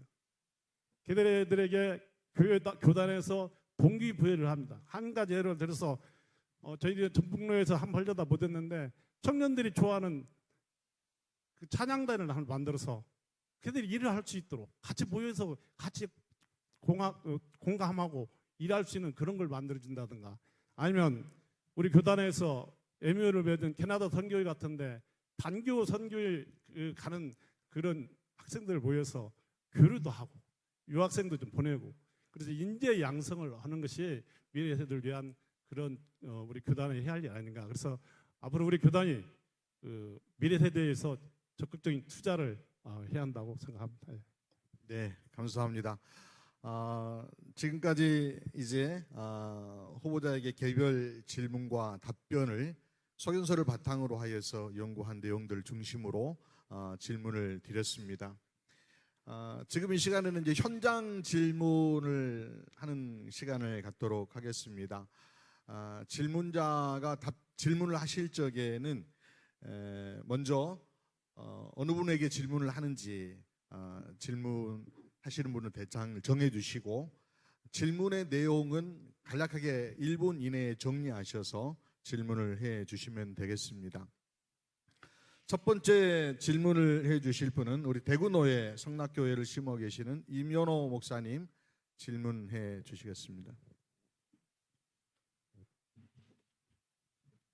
마이크 준비해 주시고요.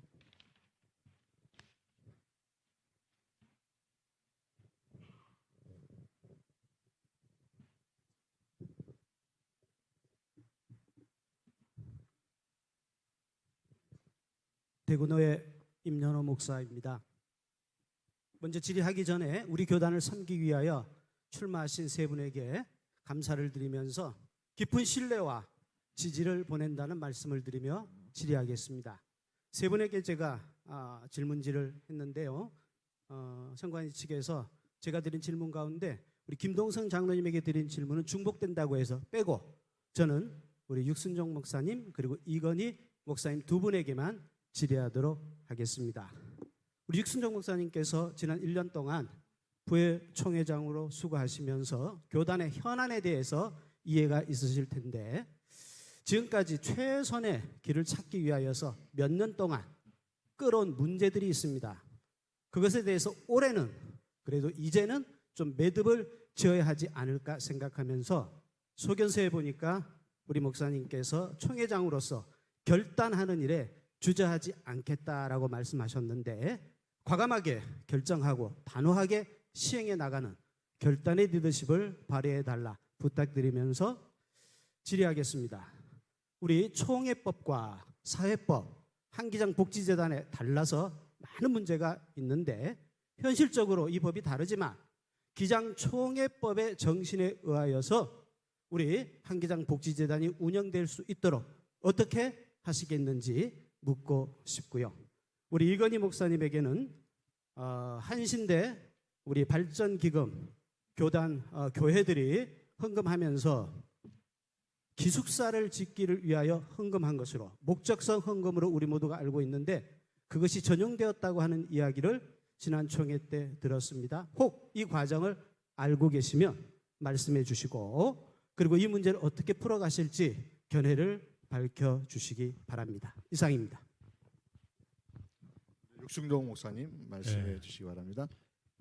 아주 우리 임 목사님이 제가 제일 잘 모르는 부분을 질문해 주셔서 아주 아크레스건을 잡으셨는데요.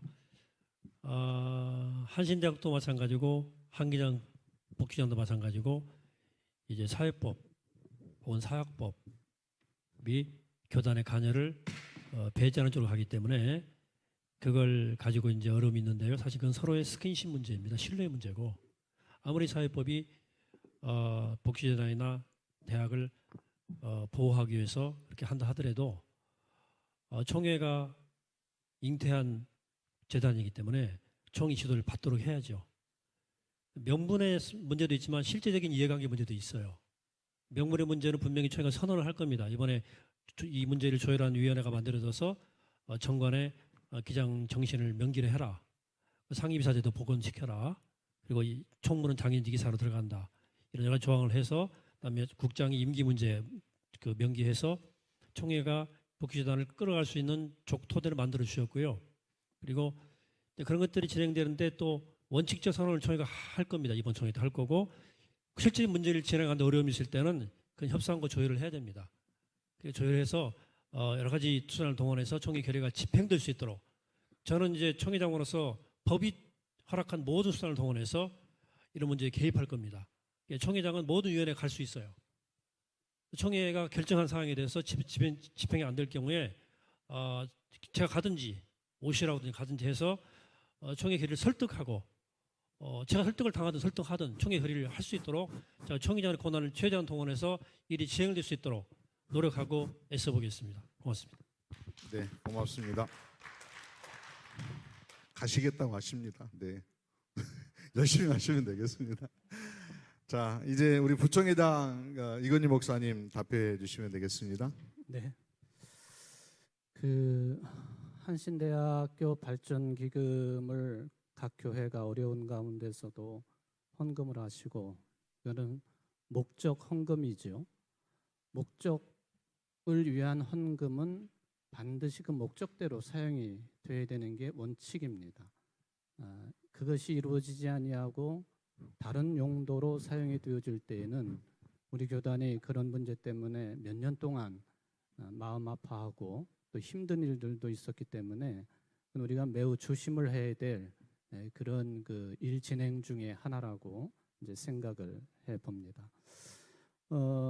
이 부분에 있어서 이것을 어떻게 풀 것이냐, 이걸 위하여 그 위원회가 조직이 되어서 활동을 하고 있는 것으로 저는 알고 있습니다. 제가 알고 있다라고 말씀을 드리는 것은 실행위원회를 통해서 그것이 보고가 되어질 터인데, 제가 직접 실행위원이 아니다가 보니까 직접적인 접근은 쉽지 않기 때문에 알고 있다, 그렇게 말씀을 드립니다. 합리적인 방안으로 그 정리 내용들이 도출이 된 것으로 기억이 납니다만은, 저는 그것보다도 더 근원적인 문제를 말씀을 드리자면, 한신대학교 발전기금, 특별히 기숙사를 위한 목적 헌금이 왜 그렇게 다른 목적으로 사용이 되어졌을까 하는 이 질문은 저 자신도 마찬가지지만은 우리 기장 공동체 전체가 다시 한번 물어보고 또 답해야 될 그런 사안이라고도 생각이 되어집니다. 저희 교회도 우리 교회가 실제적으로 설립한 학원이고, 또 충북노회가 법적인 설립자로 되어 있는 세광학원을 위하여 매년 수천만 원씩 법인 부담금을 냈었습니다. 노회도 마찬가지이고, 그럼에도 불구하고 그 학원이 엉뚱한 길로 가고 있습니다마는, 우리 중단 학교인 한신학원을 위하여 책임적인 입장을 가지고 자세로 우리가 학원을 이렇게 세우는 일에 전심전력을 다 기울여야 되지 않겠는가, 이게 잘 되었는가 하는 그런 질문과 더불어, 혹시 그런 것 때문에 이 목적 헌금이 다른 쪽으로 사용된 것은 아닌지, 제가 이것은 좀 더 내용을 파악을 해봐야 되겠습니다만은 그런 생각이 일단 드는 게 사실이고요. 우리에게 맡겨진 사명을 최선을 다해서 감당하면서 이런 전용하는 일들은 생겨나지 않도록 우리 총회가 또 임원들이 철저하게 지켜보고 또 막아야 된다 하는 그런 생각을 하게 됩니다. 네, 감사드립니다. 바로 이어서 두 번째 질문 순서 드리겠습니다. 인천노회 부천교회 백창인 장로님 질문해 주시겠습니다. 먼저 총회장 후보님, 부총회장 후보님, 그리고 우리 장로 부총회장 후보님, 어려운 자리에서 이렇게 귀한 말씀을 주셔서 감사를 드립니다. 제가 세 분께 드리고 싶은 말씀은, 여쭙고 싶은 말씀은, 우리 기장은 어쩔 수 없이 총무 체제입니다. 그러다 보니까 총회장님의 위상과 또 그걸 보좌해가는 부총회장님들의 역할이 많이 미비하다는 그런 생각을 많이 합니다. 이 문제에 대해서 우선은 세 분 후보자들이 백사회 총회에서 되신다, 스스로 그 권위를 좀 찾아주셨으면 하는 바람입니다. 예, 그리고 질의 드리겠습니다. 지금 그저께 우리 실행위원회에서도 이슈가 됐었습니다마는 수유리 아카데미 하우스 매각 문제에 대해서 우리 기장인들이 첨예하게 민감하게 지금 받아들이고 있습니다. 그러나 어쨌든 결론은 내야 할 상황이고 또한 이것은 실행위원회에서 통과됐고 결국 매각 수순을 밟아갈 수밖에 없습니다. 이러한 현실에서 총회장님과 부총회장님 두 분이 백사회 총회를 이끌어 가실 때 어느 총회보다도 이슈가 될 거라고 생각합니다. 이 문제에 대해서 어떻게 우리 기장인들을 아울러서 풀어가실 수 있는지 세 분 모두에게 잠깐의 소견을 듣고 싶습니다. 네, 굉장히 어렵고 무거운 질문일 수 있겠습니다. 아우름의 문제에 관하여서 결의하고 결의한 것들을 또 결의하는 과정까지 그리고 그걸 아우러서 어떻게 또 실행할 것인지에 관한 질문인 것 같습니다. 이번 답변은 우리 김동성 장로님께서 먼저 해주시기 바랍니다. 예민한 문제인데요. 제가 알기로는 그 아카데미 하우스는 102회 총회 때 매각이나 임대하는 걸로 알고 있습니다.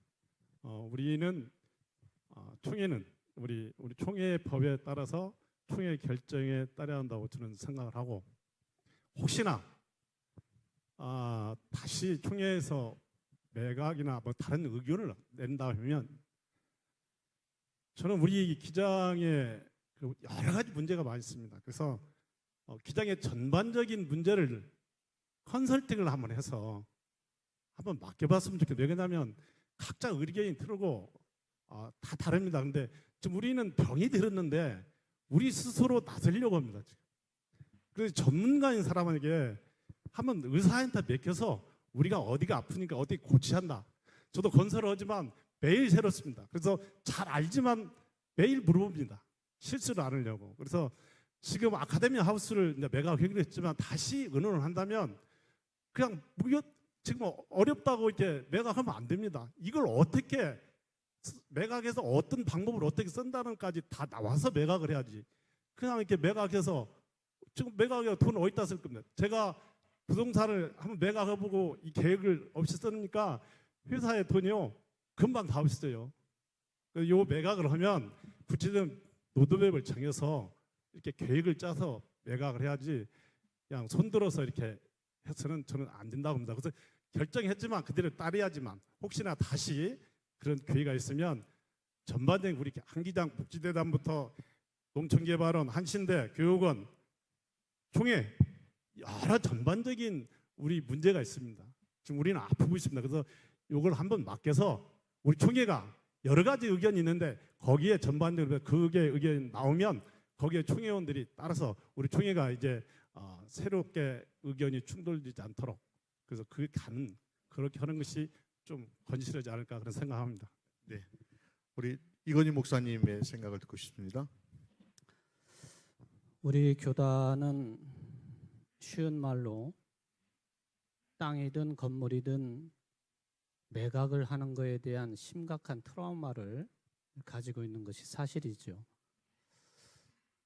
그래서 꼭 해야 될 일임에도 불구하고 또 교단의 미래를 위해서 이것은 분명히 진행되어야 된 사안이다라고 판단이 됨에도 불구하고 그런 우리의 내적인 트라우마가 쉽게 그런 것들을 진행시키지 못하게 하는 어느 때에는 장애 요소가 되는 것도 사실인 것 같습니다.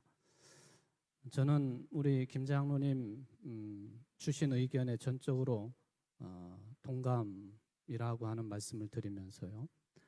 제 경험으로 보면은 총회가 유재단을 통하여 아카데미 하우스를 매각을 하든지 유지를 하든지 결정을 내리라고 했을 때에 유재단은 매각하기로 그렇게 결정을 내렸지만 부담스러우니까 지난번 저희 교회 실행위원회 때 그것을 이제 실행위원들에게 다시 물었고 그리고 성북교회 실행위원회 때 매각하기로 결의를 다시 한 것으로 저는 기억을 하고 있습니다. 제가 유재단 이사직을 몇 년 경험을 했습니다마는 뿐만 아니라 우리 총회 안에 유일하게 노회 단위의 유재단을 가지고 있는 곳이 충북노회입니다. 2003년부터 지금까지 그 이사직을 수행하면서 이 양쪽의 유재단의 활동 상황이나 또 과정들을 비교해 볼 때에 노회보다도 훨씬 더 단위가 크고 규모와 덩치가 큰 우리 총회 유재단이 그 이사들이 정말로 이런 중요한 문제들을 정말로 심도 있게 그리고 전문가적인 식견을 가지고 접근해 가면서 그런 결론을 도출했느냐? 네, 저는 그런 질문부터 좀 하고 싶습니다. 물론 이사님들이 심사숙고하셔서 그런 결론을 내셨다라고도 생각이 되어지지만 제 몇 년의 경험으로 보면은 이사회를 열면 그저 소소한 문제들이야 그렇게 쉽게 결의를 할 수 있지만 이렇게 중차대한 문제들을 다룰 때에는 정말 제 생각으로는 몇 밤을 새우더라도 이것을 중지를 모아야 된다고 생각이 되어집니다만 솔직히는 차 시간이 있기 때문에 빨리 끝내야 되고 사정이 있어서 빨리 끝내야 되고 그저 어느 때에는 이것을 정확하게 판단하지 못하고 얼버무린다든지 또는 몇몇 사람들에게 그것을 위임을 해버리는 그런 위험한 일들이 있을 수도 있다. 저는 있다가 아닙니다. 있을 수도 있다. 그런 차원에서 이런 부분들은 유재단이 혼자 결정하기도 힘든 부분이기는 합니다만은 총회가 위임을 해줬다면은 그 위임 사항을 중차대하게 받아들이고 이사들이 유재단이 이것은 정말로 며칠 밤을 새워서라도 좋은 안을 도출을 해야 된다고 생각을 합니다. 왜냐하면은 거기는 법적인 수임기구이기 때문에 그렇습니다. 네, 감사드립니다. 이제 마지막으로 우리 육순종 목사님께 듣겠습니다. 아카데미하우스 문제를 접근할 때 우리의 감정과 정서하고 팩트를 분리해서 생각하셔야 됩니다. 저는 개인적으로 아카데미하우스가 지근에 있습니다. 저희 교회 15년 동안을 봤습니다. 지켜봤고 우리 교단의 땅이 거기 있으면 제가 굉장히 프라우드하죠. 자랑스럽죠. 그건 정서입니다. 팩트는 호텔 아카데미하우스가 경영 부실에 부딪혀서 매각한 겁니다. 경영을 못해서 우리는 매각한 겁니다. 무상으로 받은 땅이지만 돈 주고 우리는 산 거예요. 부동산으로 우리는 매입한 겁니다. 그게 팩트입니다. 우리가 그 땅을 호텔을 운영하다가 위탁 경영이 실패했죠. 토탈 임대 실패했습니다. 점성이 없기 때문에 그렇습니다. 운영의 능력이 없어요. 그리고 가장 결정적인 건 3년 동안 방치한 겁니다. 이럴 수가 지역사가 이럴 수가 없다는 거예요. 지역을 이렇게 완전히 공동화시키느냐? 기장교단이냐 무슨 교단이냐? 잘못하면 건물이 붕괴됩니다. 지금 지하에 물이 차가지고요.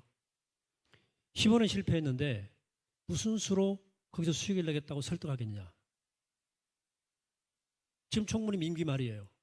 내년이면 어디서 지금 이 아카데미 문제를 풀 수 있는 대안을 내겠느냐?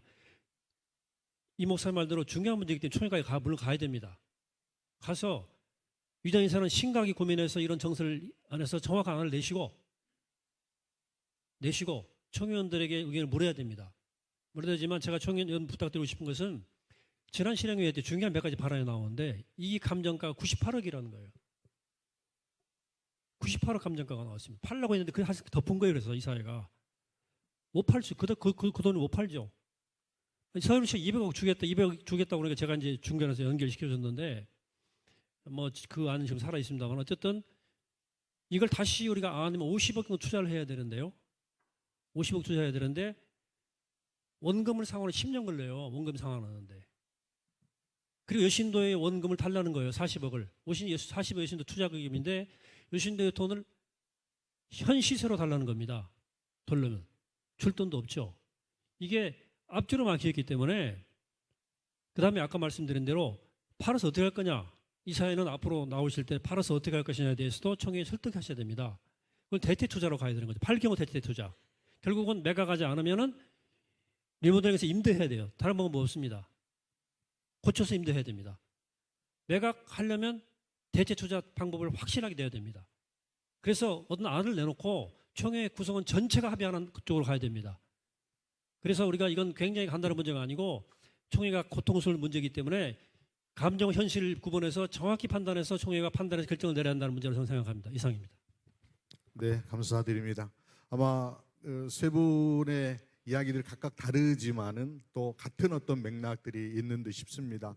듣겠다라고 말씀하셨고요. 이제 여러분이 다양한 의견들을 말씀해 주시고 이 의견들이 화합이 되어지면 좋은 결과도 나오게 될 것이다라고 믿습니다. 현장 진물 마지막입니다. 서울 동로의 강동교회 한성수 목사님. 네.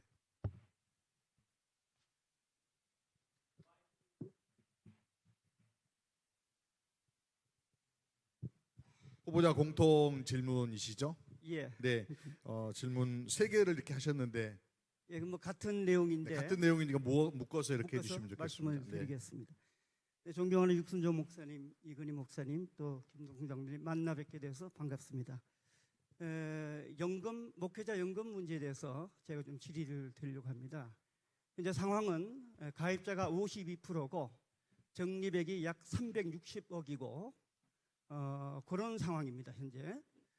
그런데 지금 문제는 가입자도 절반밖에 안 되는 수준이지만 은퇴하신 우리 선배 목사님들의 숫자가 늘어나고 또 그분들의 평균 수명이 길어지기 때문에 현재의 그 연금 수령액으로 얼마 동안 이게 지속될는지 굉장히 염려가 되고요.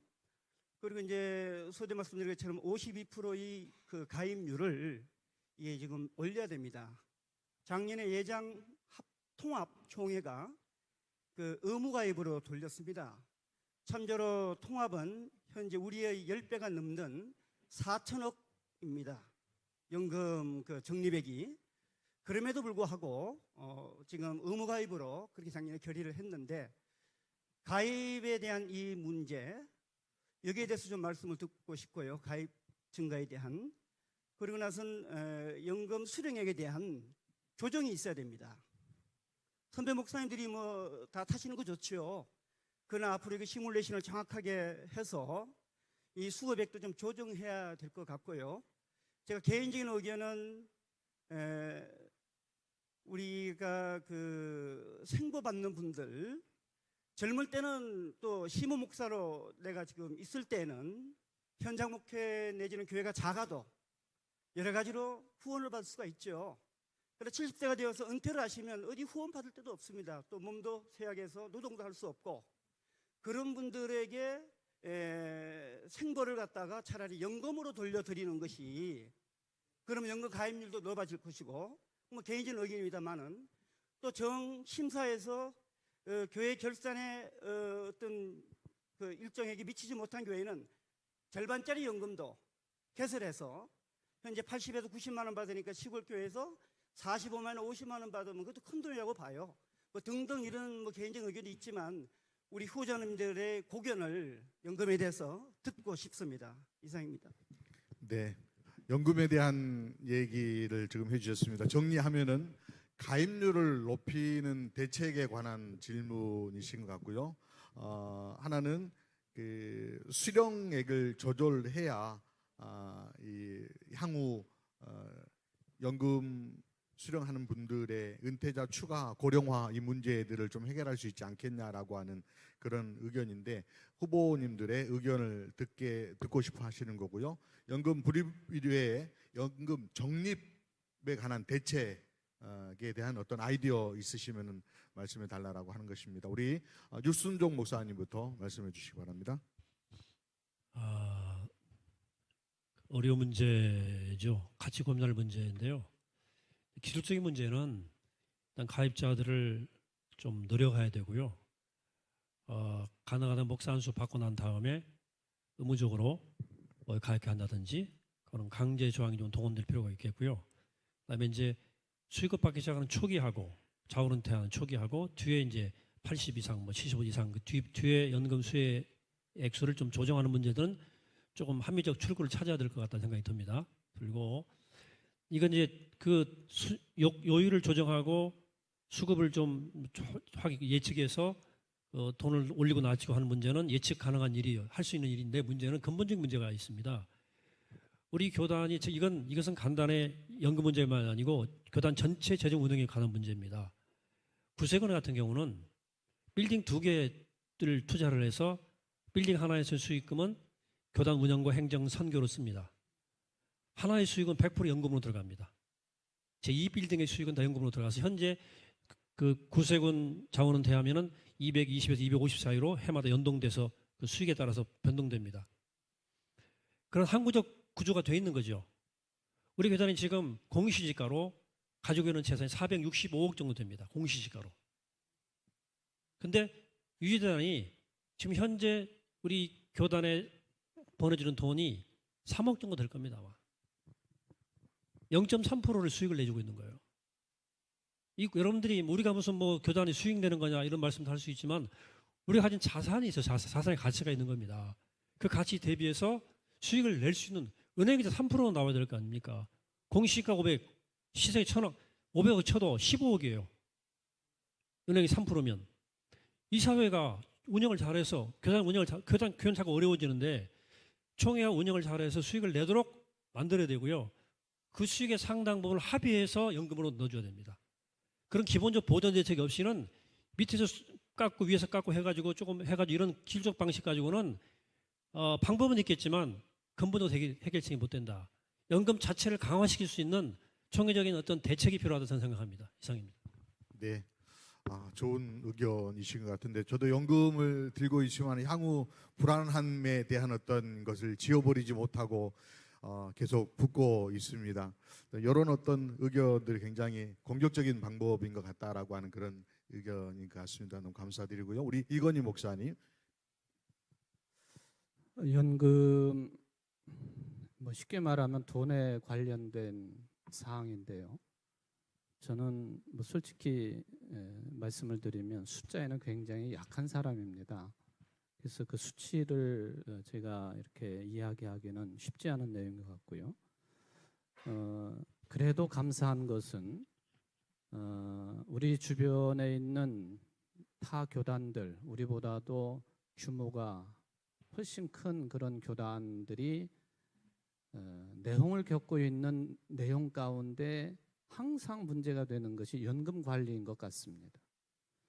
그래서 누가 뭐 얼마를 해먹었느니 또 어디 투자를 했다가 얼마를 손해를 봤느니 그런데 거기에는 살펴보니까 누가 개입이 됐다느니 뭐 이런 이야기들이 공공연하게 그래서 교단법으로 뭐 어떻게 하고 뭐 하는 그런 이야기들을 들으면서 우리 교단도 연금을 관리하는 연금재단 이사회가 있어서 이 부분을 지금 우리 총회장님 후보께서는 수익률에 관한 그런 말씀을 하시지만 저는 수익률도 중요한 것이지만은 우리 사회자분께서 걱정하시는 것처럼 이 연금을 안정적으로 관리하는 것이 훨씬 더 중요한 문제다. 저는 그렇게 판단을 합니다. 안정적으로 관리할 수 있는 시스템화되어 있는 관리 체계, 우리 연금재단 이사회가 그것을 잘하고 있겠습니다만은 이런 부분들도 전문가들이 충분히 교단 내 전문가들이 동원이 되어서 그러려면 이제 공천 작업도 그렇게 돼야 되겠습니다만은 안정적으로 연금이 잘 관리될 수 있도록 하는 게 저는 제일 중요한 문제라고 생각을 하고요. 타 교단이 의무 가입 제도를 도입을 해서 이것을 운영을 한다고 할 때 그것도 한번 우리가 좀 깊이 생각을 해봐야 될 문제가 아닌가. 거기에 따라서 연금 기금이 더 많이 확충이 될 수 있는 길이 생긴다고 한다면 그 수혜액이라든지 이런 것들도 상당한 영향이 있을 것이다 하는 그런 판단을 해봅니다. 목회자들이 은퇴하고 난 뒤에 생활에 대한 걱정, 지금도 그 액수가 많지 않은 것임에도 불구하고 늘 불안한 생각을 가지고 있다라는 그런 그 전반적인 생각들 속에서 저는 우리 이사회가 안정적으로 운영하고 있는 이 연금재단 이 부분이 연금에 관한 관리가 앞으로도 저는 제가 성품상 그런지 모르지만은 어떤 시도를 열심히 하는 것도 중요하겠지만 그저 안정적으로 잘 관리하도록 시스템화하는 것이 매우 중요한 일이라고 판단을 합니다. 네, 고맙습니다. 안정에 관하여서 집중하여서 말씀을 해주셨습니다. 우리 김동성 장로님 의견 듣겠습니다. 목사님들이 생활이 안정이 잘 돼야 목회를 잘할 수 있다고 저는 매일 생각을 하면서 구조적으로 근데 물론 가입자가 많아도 될 수가 있습니다. 그러나 그것보다도 현실적으로 목사님 생활이 안정되려면 생활보장제를 좀 활성화시켜서 큰 교회가 그 미자립 교회를 좀 도와주는 그런 방법이 있고, 또 저는 연금은 우리 목사님들이 은퇴해서 중상 정도는 살 수 있는 그런 연금을 받아야 하지 않냐, 그런 생각을 매일 하고 있습니다. 그래서 총회 일을 하면서부터 그 감사하면서부터 그 연금 때문에 고민을 많이 했습니다. 앞으로 자꾸 목회자들이 가입자도 적어지고 목사님들 숫자도 적어지는 이 과정에 우리 연금을 어떻게 관리하면 좋겠나. 그러면 내부적으로 이게 가입자를 늘려서는 안 된다.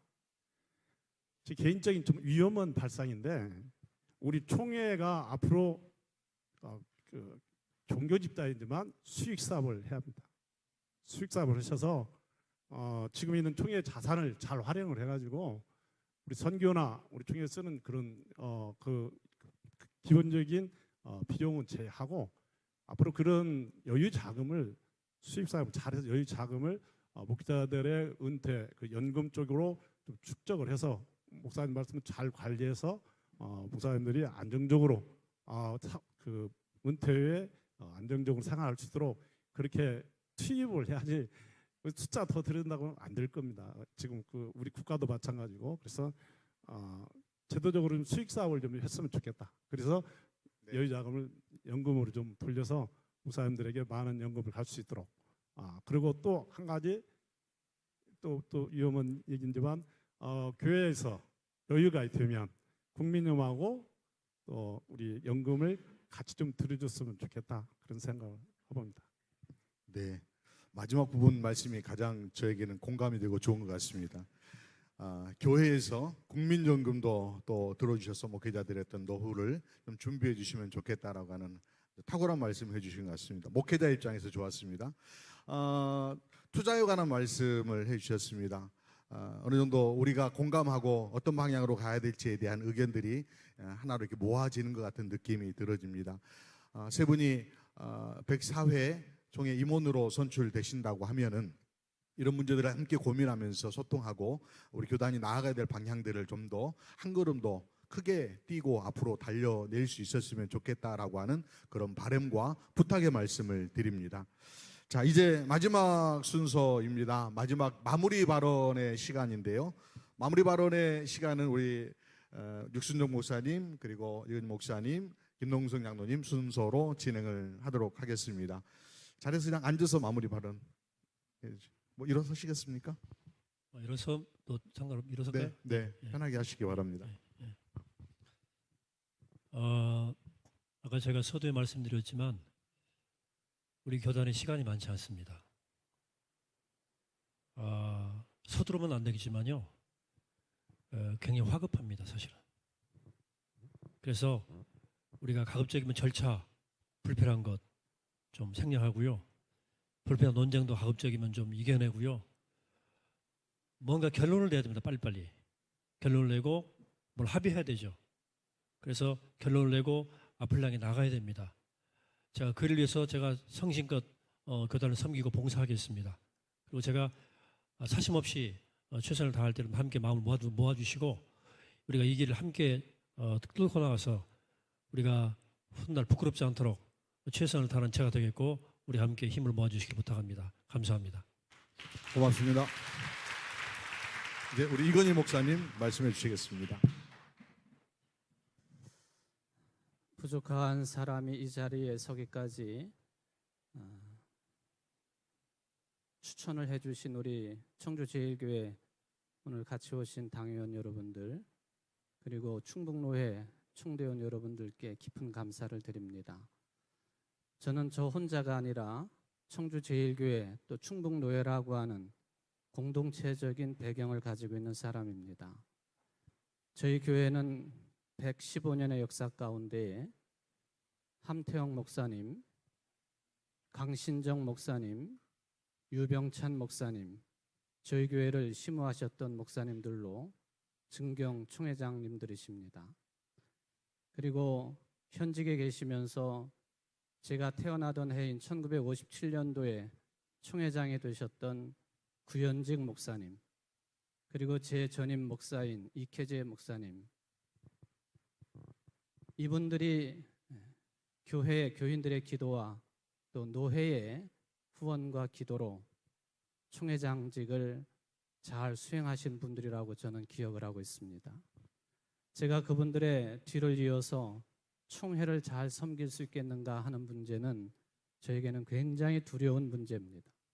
제가 말 한마디, 행동, 거지에 따라서 그분들에게 또 누를 끼칠 수 있고, 그것은 곧 교회에 대한 누요, 또한 노회에 대한 누가 되기 때문에 저는 조용한 가운데서도 최선을 다하고 그리고 열심을 다해서 이번 한 해 동안에 총회장님을 보좌하고 또 우리 총회의 모든 난제들을 잘 살피면서, 기본적인 자세는 제가 소견서에서도 말씀드린 것처럼 친소관계나 그동안에 어떤 지난 과거 시간 동안에 인간관계에 의지하지 아니하고 누구라도 다 생명을 존중하는 그런 자세로, 그리고 평화 공존의 자세로, 그리고 예언자적인 상상력을 가지고 우리 교단을 잘 섬겨나가도록 애쓰겠습니다.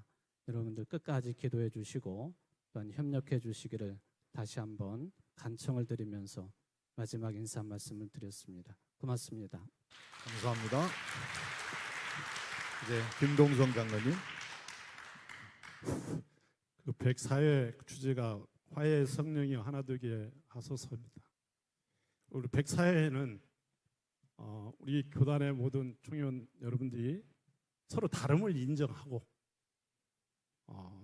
그러나 합력해서 선을 위해서 104회에는 우리의 현안 문제가 다 해결이 됐으면 좋겠습니다.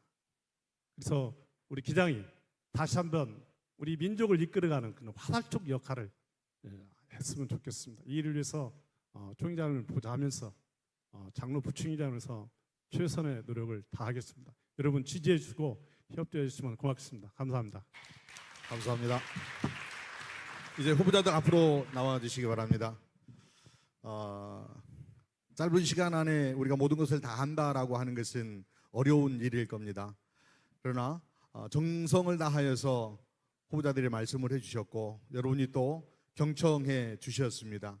이후에 많은 이야기들을 소통해 주시고 또 함께 나아가는 걸음에 여러분들이 지지해 주시고 때로는 끌어주시고 때로는 뒤에서 후원하고 밀어주시면은 총회 임원으로서 104회 총회 임원으로서 잘 감당하는 후보자들이 될 수 있으리라고 믿습니다. 인사드리실 적에 여러분 뜨거운 격려의 박수 부탁드리겠습니다.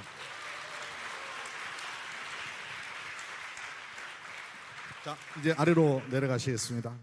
단상 아래로 내려가 주시기 바랍니다.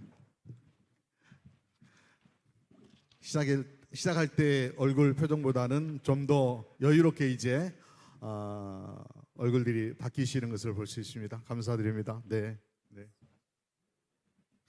저에게는 선배 목사님들이고 또 잘하는 장로님이시기 때문에 진행을 하는 것이 때로는 약간 부담스러움이 있었지만은 넉넉한 마음으로 후배의 질문을 받아주시고 또 정성 다해 답변해 주셔서 공청회가 축제적인 분위기 가운데 진행된 것을 너무 감사를 드립니다.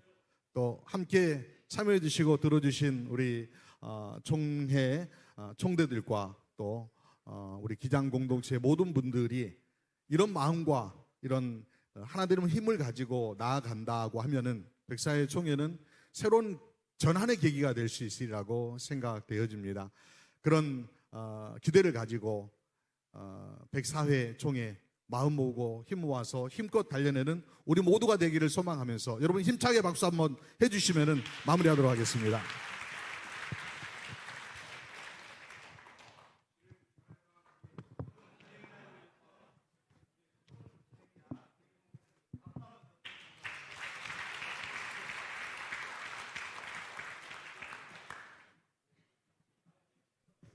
예, 광고하겠습니다.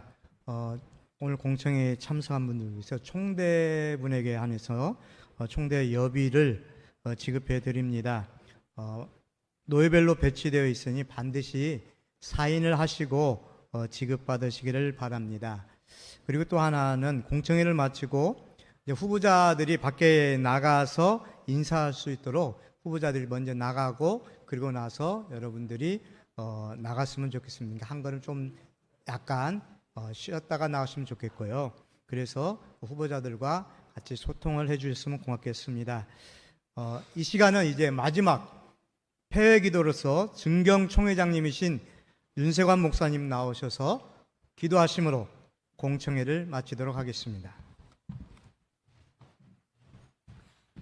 좋으신 하나님 감사합니다. 104회 총회 선거 후보자 공청회를 시작해서 이제 무사히 마쳤습니다. 총회장 그리고 부총회장, 목사 장로 후보 귀한 분들을 사랑하시고 총회까지 끝까지 기도하면서 겸손하게 진정한 마음으로 믿음으로 교회를 섬기고 또한 지역사회를 섬기고 그리고 총회를 섬기려고 하는 그리고 나라와 민족을 위해서 기도하는 참으로 귀한 기장의 역사적인 지도자들이 될 수 있도록 축복하여 주시옵소서. 오늘도 총회를 사랑하고 기장을 사랑하고 귀한 관심으로 여기 멀리서 가까이서 참여하셔서 함께 끝까지 관심을 가지고 끝까지 참여하시고 잘 들으시고 좋은 질문도 주시고 그리고 귀한 서로 사랑의 친교도 나누게 하신 은혜를 감사합니다.